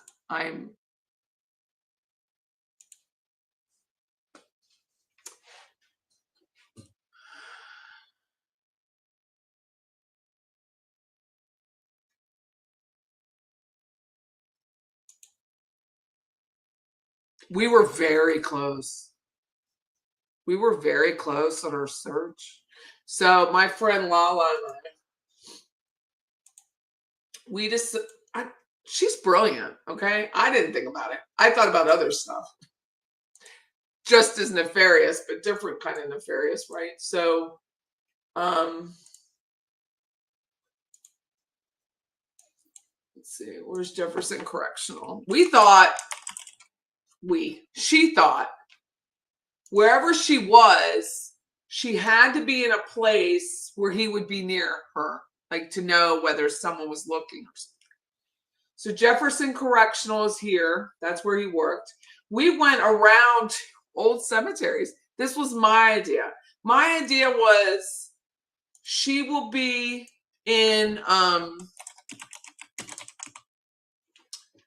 old, if I were going to find a dead body, just so you know, I'm going to an old cemetery.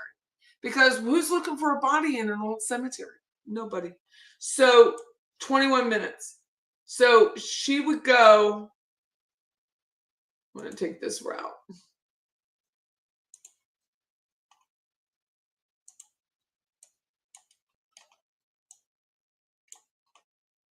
He would take 90 this way and then cut up. Maybe take this. We took the Asheville Highway. There were some old cemeteries down here that we went. Definitely saw the Jefferson Country Club. This is the first time I'd ever seen it. So bizarre. We weren't far. We were not far. And then he went up here off the road a little bit. But I was like, let's go look at old cemeteries. First of all, I love old cemeteries. But I was like, let's go see if there's any new buries. Like, a lot of them are family cemeteries. And if you're going to bury someone, why not bury a body on top of a body? We don't find anything. But that was my idea. And her idea was, he didn't move to Pine Tree, which is up here. It's a main road, until the November after he killed her.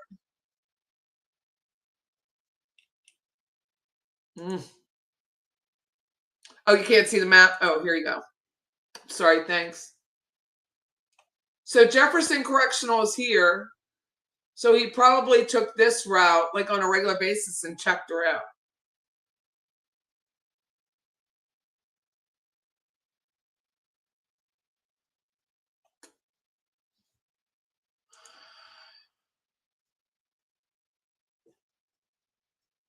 So that was Lala's idea. Because he's up here on Pine Tree, which is like the main road.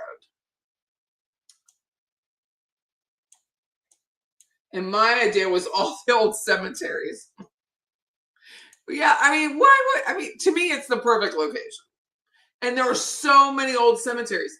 Then there were people who'd be like, that made me upset because there's a lot of farms. Jefferson County is very agricultural. Has doesn't have a red light in the county. It has like a Piggly Wiggly. Like, there's no big store in Jefferson County. It's all very rural. And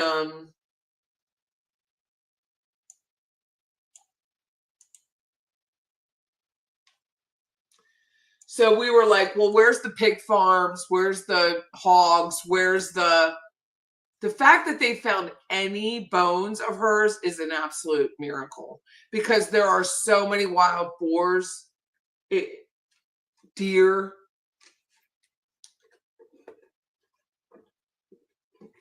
So crazy.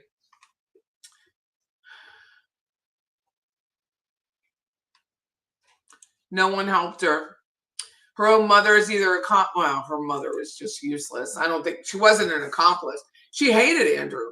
She was a accomplice before the fact, because who takes the child that you say was date rape or whatever you felt like and drops him off there?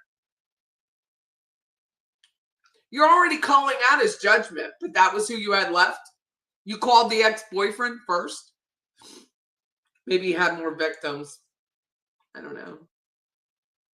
Or Lord knows we wouldn't know. Why would we ever know? They never checked their dumpster, I bet. Do you see anything in that affidavit? It's like, we searched the area. We searched the complex. No, they didn't.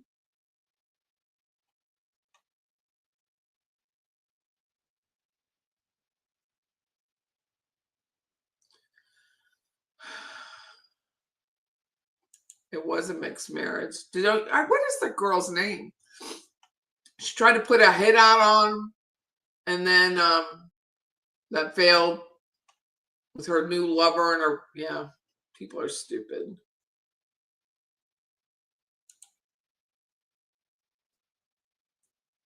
When a person, child, or adult is deceased for murder, we don't know how much of her remains they even have. We don't know.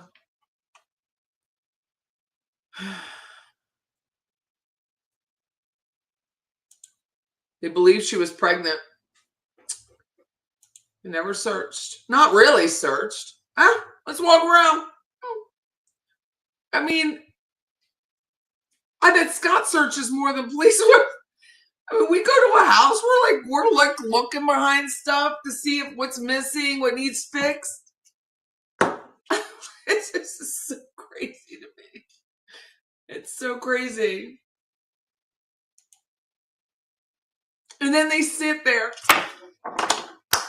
applaud. Law enforcement applauds itself. And Chief Rebel gets on the news. It was unceasing. Unceasing. We didn't cease. There was no cease. You gotta be kidding me, dude.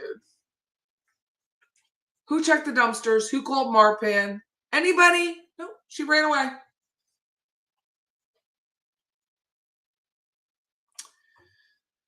Whew. Hi, Fairy Glam. Anyway, that's my story. 66 pages. Very, very, very sad. Just...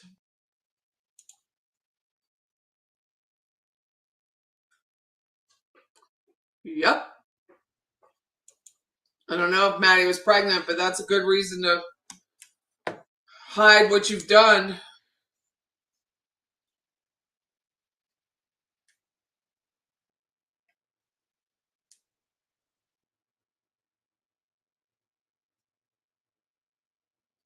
Hold on one second.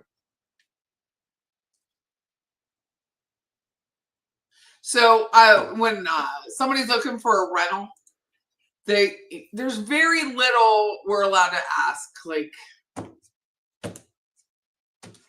you can't ask if they're a felon anymore. You can't do anything. So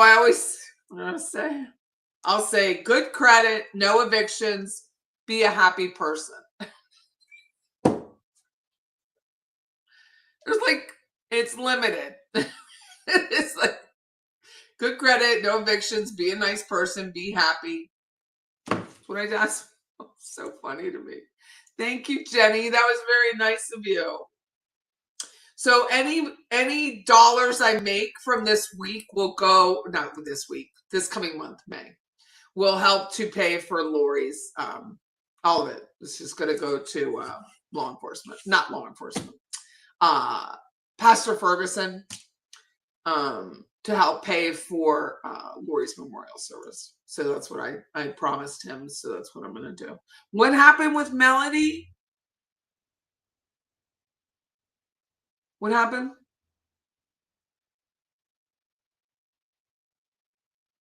Proud Patty said they stand back while we kiss ourselves. That's what I mean, what is it? Who is there to like?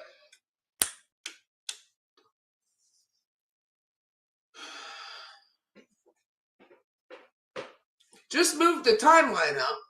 Wouldn't change the outcome. But he could have escaped.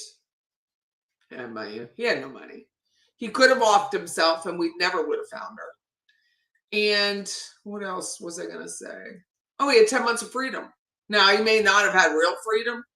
Because like I told you, last time when I'm bawling hysterically in front of my priest, like sobbing. The shooting occurred at FSU. I was sobbing. And I said, like, I hate him. I want him to suffer in the fires of hell. That's what I told the priest.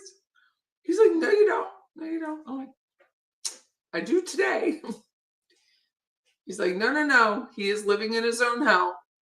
Trying to get away with it, living in his own. So, well, that's really not enough. I'm a capitalist, Father. I want him to suffer. They never even checked this. Oh, they checked the apartment. They walked around and go, okay. Oh, they did a piece on Ferris. I gotta go back and look at that. Yeah, they checked the apartment. Extra crispy, John. Extra. Ooh, let me see if I can go, since I'm just going over anyway. Let me see what John's got in my queue, my musical queue.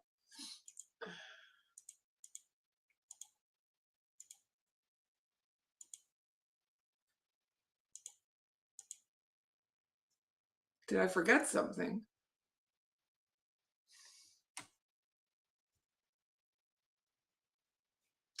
So I'm trying to buy this jacket on Poshmark that I love. I made an offer, the lady didn't take it. Let me go. Do you guys ever buy anything on Poshmark?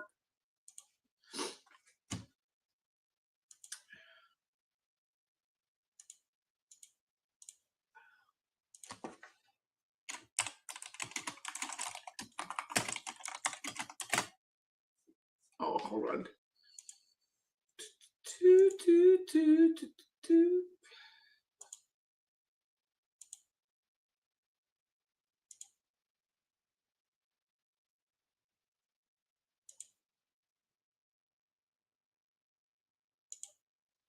Someone invites me to a Zoom. I'm not clicking on it, but thanks.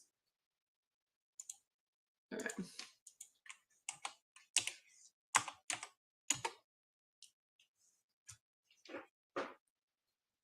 Oh my God. I just looked at the name of this song. Are you ready for music from John? Elegant Hurry. I'm going to mute my, what you call it?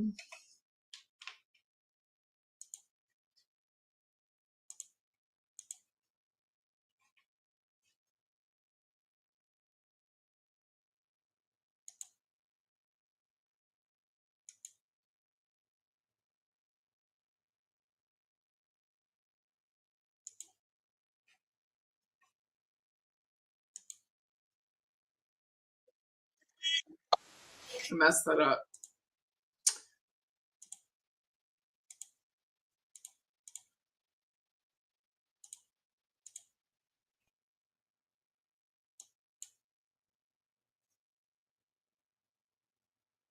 Yo, we stood on the deck in the evening sun. I said, bye, Dad, I'm going for a run.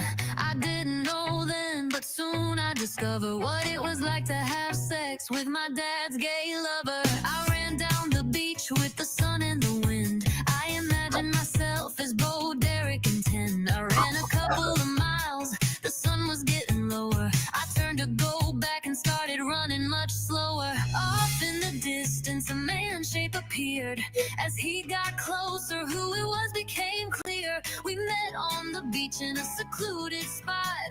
We sat down to rest, we were tired and hot. We talked for a while as the sun went down. We laid back in the sand, no one else was around. He started rubbing my legs, and before very long, we were having sex on the beach, though we knew it was wrong. Sand was getting in places it should never get in, but we wanted to finish, we'd worry about that then. When it was over, I felt angry and bitter. Why wasn't I told this guy was a switch hitter? I had sand in my cooch, it was such a hassle.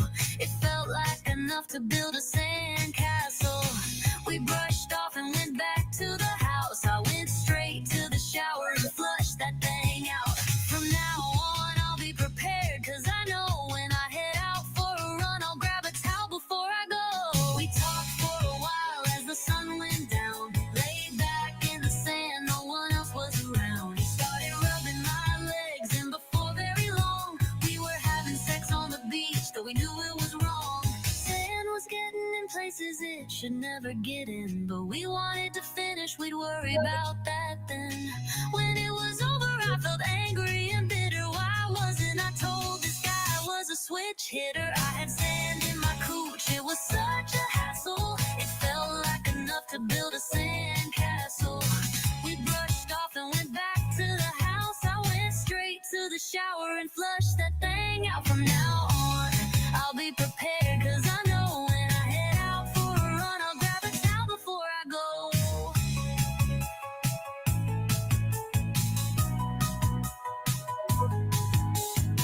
From now on, I'll be prepared, cause I know when I head out for a run, I'll grab a towel before I go.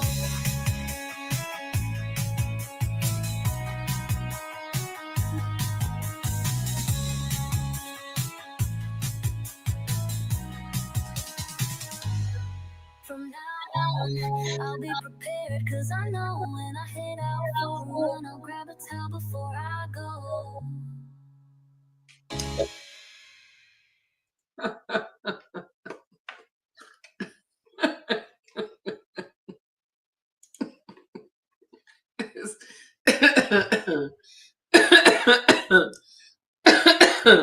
Sand in your cooch. That is nothing on Miley Cyrus's Flowers. Like, that is so far better, like beyond better than Miley Cyrus's Flowers. Which is worse, sand in your cooch or sex with a switch hitter? Your dad's gay lover. Somebody asked about why this isn't a death penalty case, and it's, for me, it's just a guess. Oh, it's my granddaughter. Hold on one second. I'm on YouTube. Will you be home? Huh? I'm on YouTube. Will you be home? I'm home. Can I? What? Will you be home in like 20 minutes? Probably. I couldn't call because I didn't answer because I was at the field. I was Okay. playing. Yeah. All right. I'll call you in a few. Okay. Bye. So, they have to prove cause of death. And if they only have a few bones, I don't know that they can prove cause of death. So that's why I think they didn't go for first degree murder. It's just a guess. I don't know. You're welcome, John. Thank you. Or having a camel toe like a rhino trotter. Oh my God. So I think that's why they can always move up. Like if they find cause of death or they're able to prove intent, they can always move up to number one, I was told. Ooh, this is what I found out. Where is it? Chat. Chat's been working for me today. So I was talking to someone yesterday and they said, Patty, we were talking about Donna, and they said, Patty, do you know why there's really no pleas in Florida on capital crimes? And I said, absolutely, I do not know. Why don't you share? And so hold on. Let me get it. Let me find it.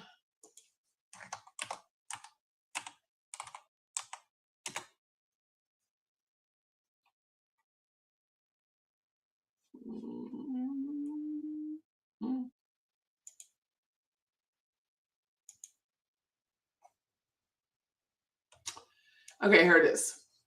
So I asked ChatGPT because I don't want to ask anybody else. Here's what chat asked. So the question came out, somebody shared it with me. She sent me a post. It's actually the lady who did my hair last. And she asked me, she said, looks like somebody is flipping on Wendy. Where do these people get this information? This guy's name was Rob Van Barneveld, and it's true crime cases. Let's discuss. He goes, looks like somebody's flipping on Wendy. Always flipping on Wendy. Donna may take a plea deal, but I think it's safe to assume she would have to flip. Why do people just bring this? They randomly say, I think this is happening. Rob Van Barneveld doesn't appear to have any inside knowledge, but is espousing as if he does. And this is my answer to her. I said, no one's getting a plea deal at this age. And why do people post it like they have some inside knowledge? And then I said, sorry, I text you like I've known you for 30 years, which I haven't. I just met her. But anyway, that's how I respond to people. Real abrasive, and I apologize to her. But she's like, no, it's fine. But I was like, no one's getting a plea deal in this case. So we were talking about it yesterday at a cigar lounge, and the question was, why wouldn't there be a plea? And he goes, I asked about that because he asked about it for the shooter, FSU shooter, which I don't like saying his name either. And I asked chat, I said, in Florida, are state attorneys reluctant to take a plea in a capital murder case? So even though Donna is not a death penalty case, it is still capital murder because the defendant can still appeal. He says, chat, I believe chat's a dude. That's a really smart and layered question. And you're right to think that there's a lot going on behind the scenes. In Florida, yes, state attorneys are generally more reluctant to accept a plea deal in a capital murder case, especially when the death penalty is on the table. But it's not solely because the defendant can still appeal. Appeals happen in almost every serial case, plea or not. Here's the breakdown. Capital murder cases are considered the most serious cases in the system. Prosecutors are under huge political, public, and ethical pressure to treat them with the highest degree of seriousness.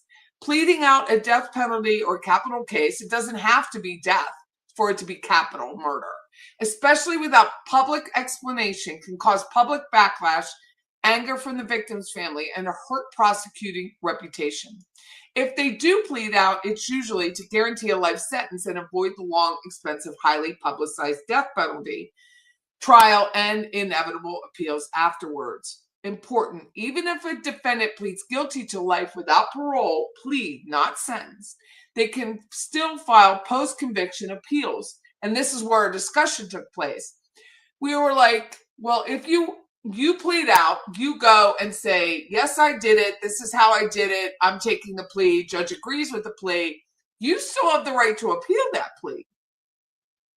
So to guarantee a life sentence and avoid the long, expensive even if a defendant pleads guilty without parole, they can still file post-conviction appeals like ineffective counsel claims or alleged constitutional violations. But appeals after a plea are much narrower and harder to win compared to appeals after a full jury trial and death sentence. Why reluctant then? Prosecutors may feel a duty to let a jury decide, honoring the gravity of the crime. They don't want to be seen as soft on a murder that could warrant the death penalty. Families of victims often want the death pursued, and prosecutors take their wishes seriously. Politically, a prosecutor who cuts too many high-profile plea deals can be seen as weak. Yes, they're reluctant, partly because even a guilty plea doesn't completely end appeals, mostly because of public pressure, seriousness of the crime, and symbolic weight of capital. Would you like me to also show you an example? No. And then I went to something else. So what I heard, I remember a case, what is his name? Judge Jones. And Judge Jones, I forget what it was. Was it Jones? Yeah. I think it was Judge Jones. And when they got to a certain point, they said, the judge said, I'm not even entertaining a plea. Like, we're just not doing it. And people often will say, Donna's going to take a plea. Donna's going to take. You don't go through all of this and take a plea. Like, she's not taking a plea. I don't know what random person Rob Vanderbarber is, but no way in hell is that woman taking a plea. And no way in hell is Georgia offering a plea. Like, the state attorney, Jack Campbell, would have to say, hey, Georgia, I know we've been through all of this and all of that, but could you maybe talk to her down to maybe manslaughter, 20 years, 10 years, something like that? Are you kidding? It's never happening. There's too much invested on the state attorney's side, the Markell side, the County of Leon side for that to ever happen. But you randomly see these, let's talk plea deal. Even this stupid ass Wiley. People close to me who know the case said he'll take a plea.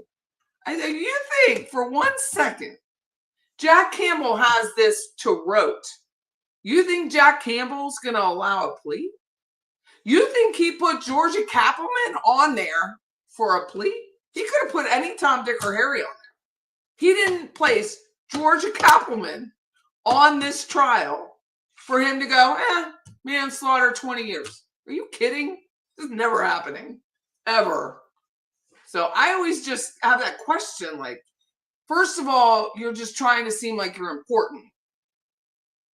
There's a lot of that on YouTube. We know that from other YouTubers who are vapid, by the way.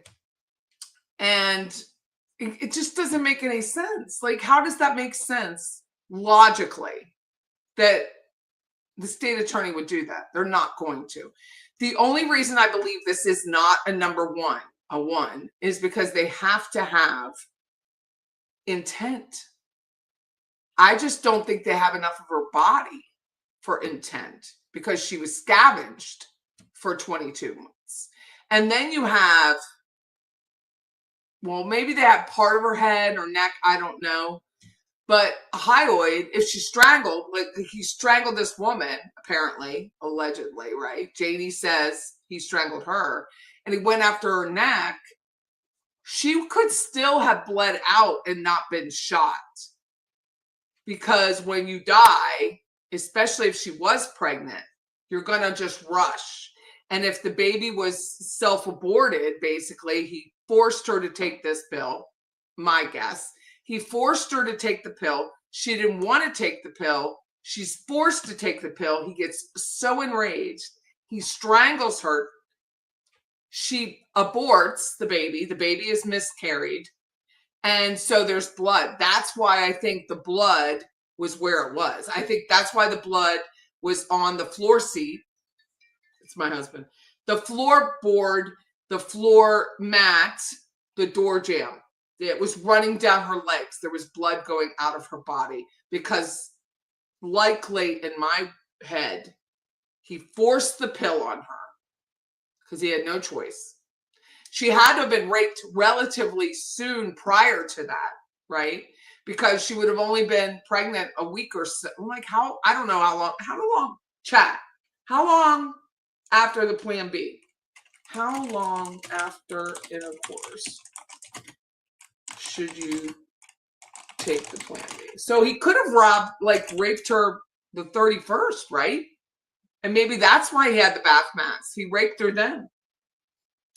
Plan B, the morning after pill, should be taken as soon as possible after unprotected intercourse, best within 24 hours. So maybe that's why he needed to buy the bathroom set. He rapes her. He goes to get the pill. He buys the pill, forces the pill down her throat. She freaks out, right? He strangles her, beats her, something like that. But whatever it was, there wasn't enough blood in the house for luminol to bioluminescence, whatever, to Blue Star to ring true that there was blood in the house. So no, they didn't spray. You know, I can just see them walking around lightly spraying the house, right? They didn't spray the car. June 3rd.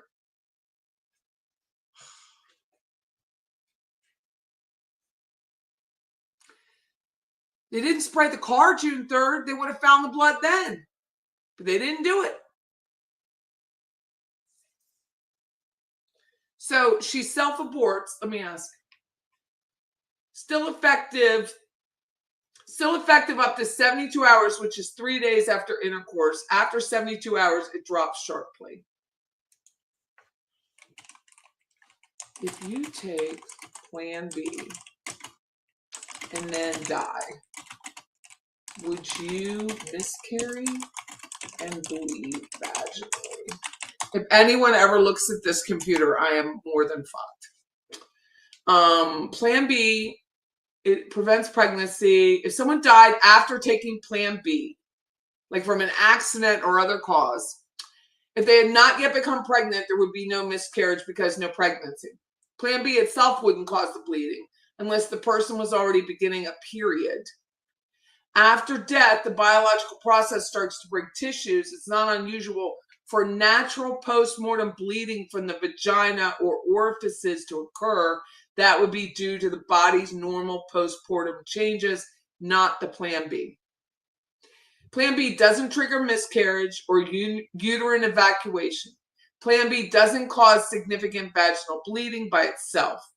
Vaginal bleeding after death could happen naturally, but it wouldn't be caused by Plan B. If death occurred shortly after taking, it would be pure coincidence unless something else was medically wrong. Interesting. How long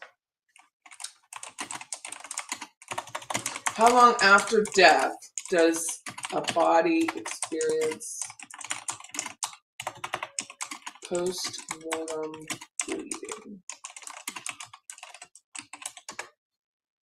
So I asked, how long after death does a body experience post-mortem bleeding?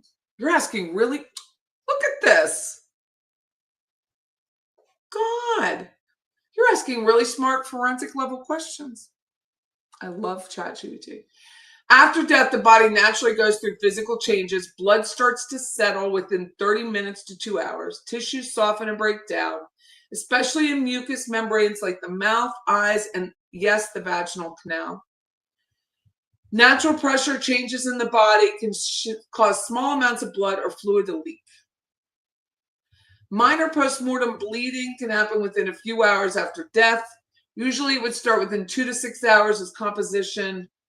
Early autolysis begins, especially in warmer environments, which June it was warmer. Heavier leakage can occur 12 to 24 hours, depending on how the body was positioned, environmental temperature, pre-existing conditions. It's usual minor spotting that heavy bleeding, like living miscarriage or period. It's not caused by medications. If a woman had trauma, internal bleeding, or late pregnancy, there could be more significant blood. I have another question. How long after death would a cadaver dog be able to scent death, to smell death? That's been my question, because they took his car to Jefferson. I mean, they got it from Jefferson Correctional, right? And then nothing. The dogs didn't smell anything. Again, forensic level questions. I'm smart. Very fast, within a few minutes to a few hours after death. However, here's how it works. As soon as a person dies, decomp immediately begins at the cellular level, even if it's visible at first. The body starts releasing volatile organic compounds, VOCs, tiny scent molecules that cadaver dogs are trained to detect. So I have said I believe she was alive in that car. Barely alive maybe, but still alive. He might have thought she was dead. I don't know. Because why else would that dog have not smelled dead body? Cadaver dogs can often detect death within as little as 30 minutes to 2 hours after death, even before humans notice any odor. But detection time depends on a few factors. Hot weather speeds up decomp and scent production. Cold environments slow down. Let me ask this. If a body was transferred in a car,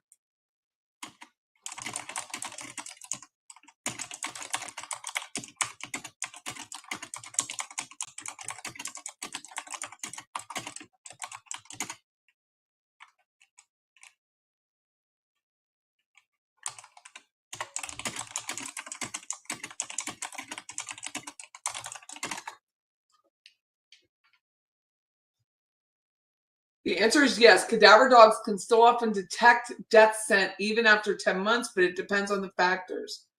Cadaver dogs are trained to detect any, look at the emojis. Any stage of decomp, even skeletal, soil, and residual scent, not just freshly decomposed. By 10 months, the body would likely be fully skeletonized. No. There would be volatile.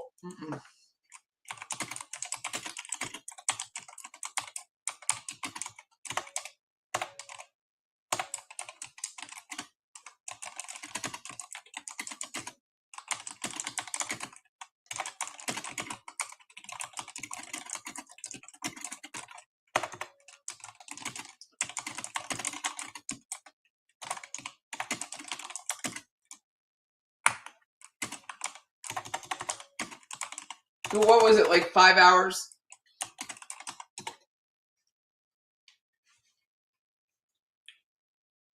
Death occurs, body kept in the car, body, because he drove around. Body transferred to woods and left there, not found for 10 months. Yes, it's possible the cadaver dogs could still alert months later. Even just 5 hours is enough time for early decomp to begin. Warmth inside a car, especially in Florida, act like decomp accelerator. Scent would be absorbed into porous materials, seat cushions, carpeting, vents, making it very difficult to remove, even with deep cleaning. Yes, dogs would likely detect even 10 months later. Outdoors, the comp wouldn't be there. Even if the remains became skeletonized, the sites where decomposition started would still release. Environmental conditions might reduce surface evidence, but deep soil VOCs could persist.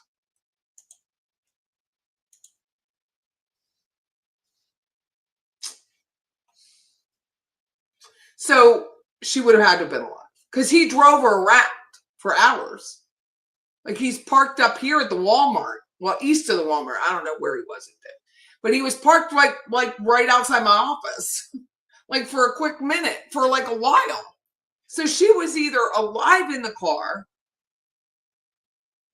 or had just died. But even still, that has been my thing this whole time. How did he get her from his apartment to the car without anyone really noticing? And I had originally had said she was alive and he killed her later. Which he could have. He could have killed her in the freaking Walmart parking lot. Why was he parked in that Walmart parking lot for so long? He could have killed her then.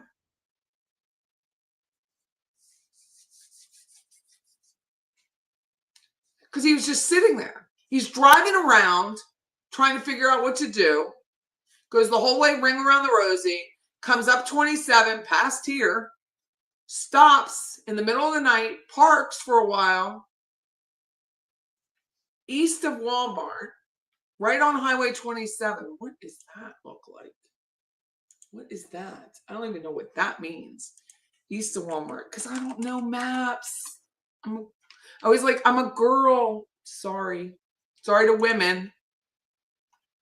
So I'm here. Walmart's here.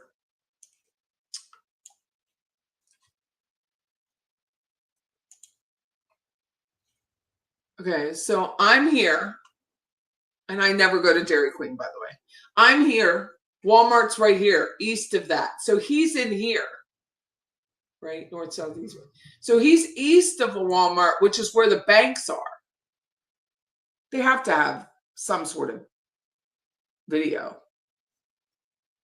Because there's two banks. There's Centennial here.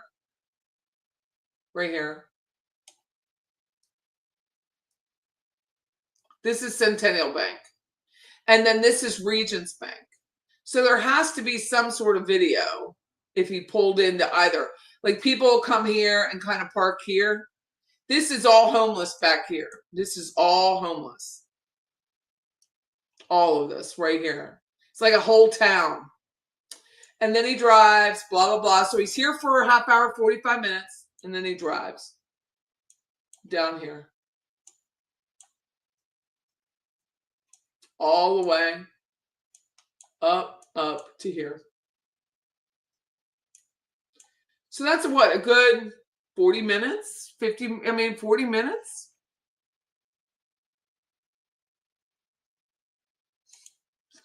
I really don't. I mean, I know maps, but like if I had to sit and look at an image and go, I have to think about north, south, east, west. It's very bad. So they take his car from Jefferson Correctional, which is all the way down here, right? Jefferson is like, Jefferson Correctional's up in here. And it doesn't hit. They find blood, but no scent.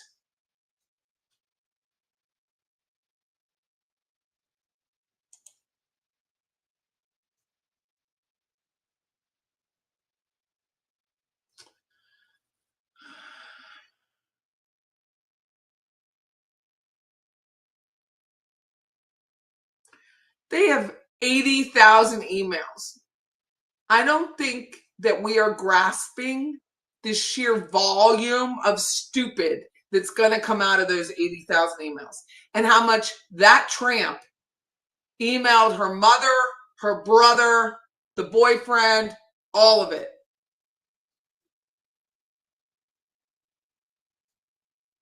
Was it the same car? Yeah, it was the same car, Michelle.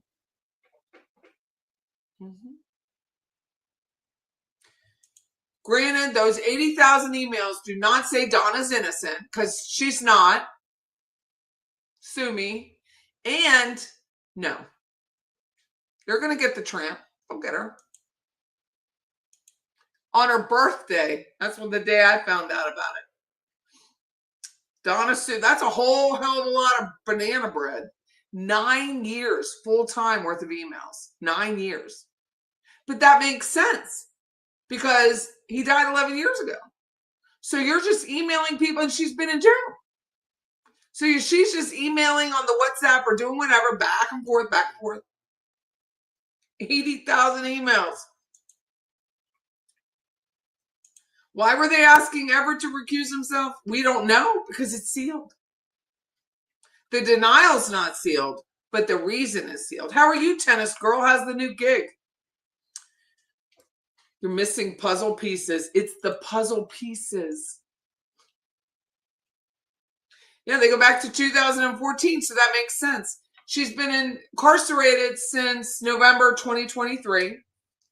So that's 9 years. Full-time emails.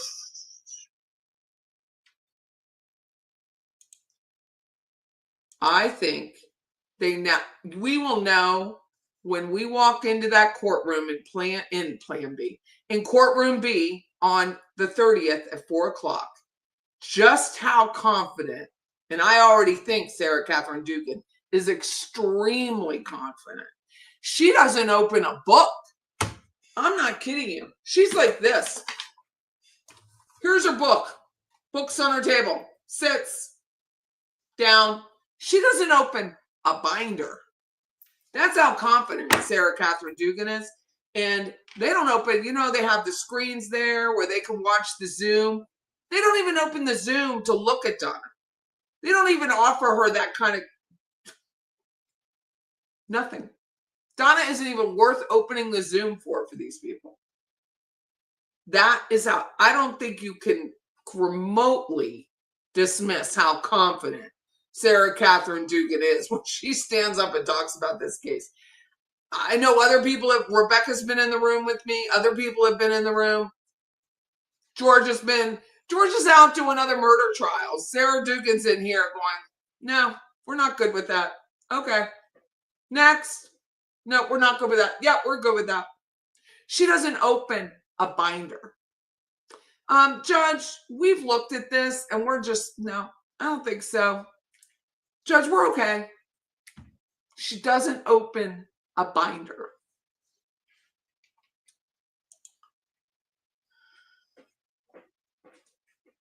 I talked to my neighbor today. She asked if you're still following the Adelson case.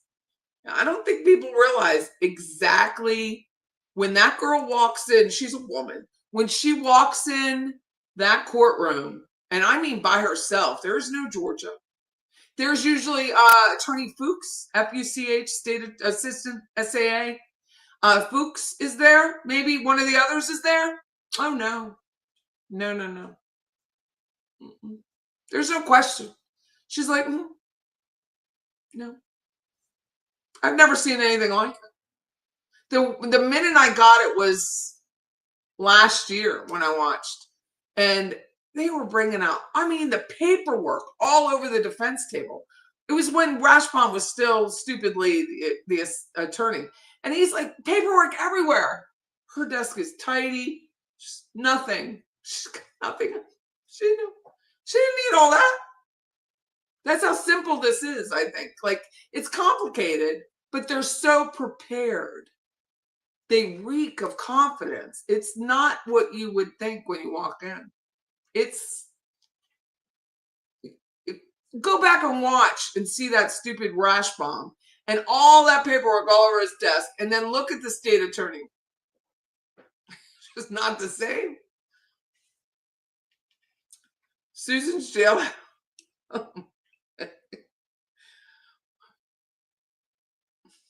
Well, you know, Fancy Fiction worked for Blockbuster, so she has an in. She has an in because she worked there.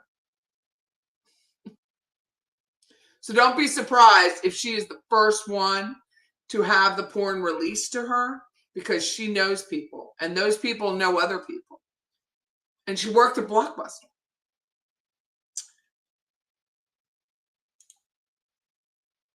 Well, we'll find out on the 30th. My guess is they cracked the code for the WhatsApp. Can you imagine? To be that person that caught it and was able to get into whatever device it was after all this time and bring up 80,000 emails? It's just a beautiful thing. That means she worked at Blockbuster. So why would she not know in advance of everything else? Email to Donna from Donna. Get 9,900 from the bank. Yes, they are.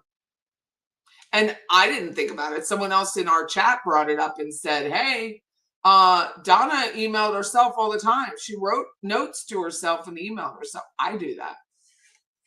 I am not a murderer. But I do wish people to have pain in the fires of hell. I do wish that. So I'm going to go, what it says, if Charlie was to flip, he would have flipped already to possibly get less. It doesn't even work that way. It does not work that way. If Charlie flips, he flips. He doesn't flip to get a lesser sentence. They don't do that. It is not how it works. I have asked. They do it because it's the right thing to do. They don't do it as a bribe from the state attorney office. So that does not happen. He doesn't get lesser prison time. He's already been sentenced. I think it's not like the Menendez. This is Florida. It doesn't work that way. Email to herself, wash money for this weekend's event. But people do say that repeatedly. Well, is Catherine's already a proven liar. Charlie's already a proven liar. So even if he were to flip on a sister, what value could that bring? Anyone? He's lied on the stand for himself. So he's a proven liar.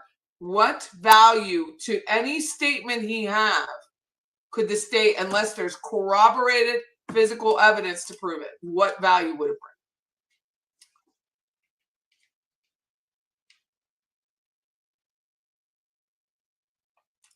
So you can't take the flip of a perjurer. So I will see you all at the very latest on April 30th. Thank you all so much for hanging with me and reading this horrific affidavit. It really, people are weird.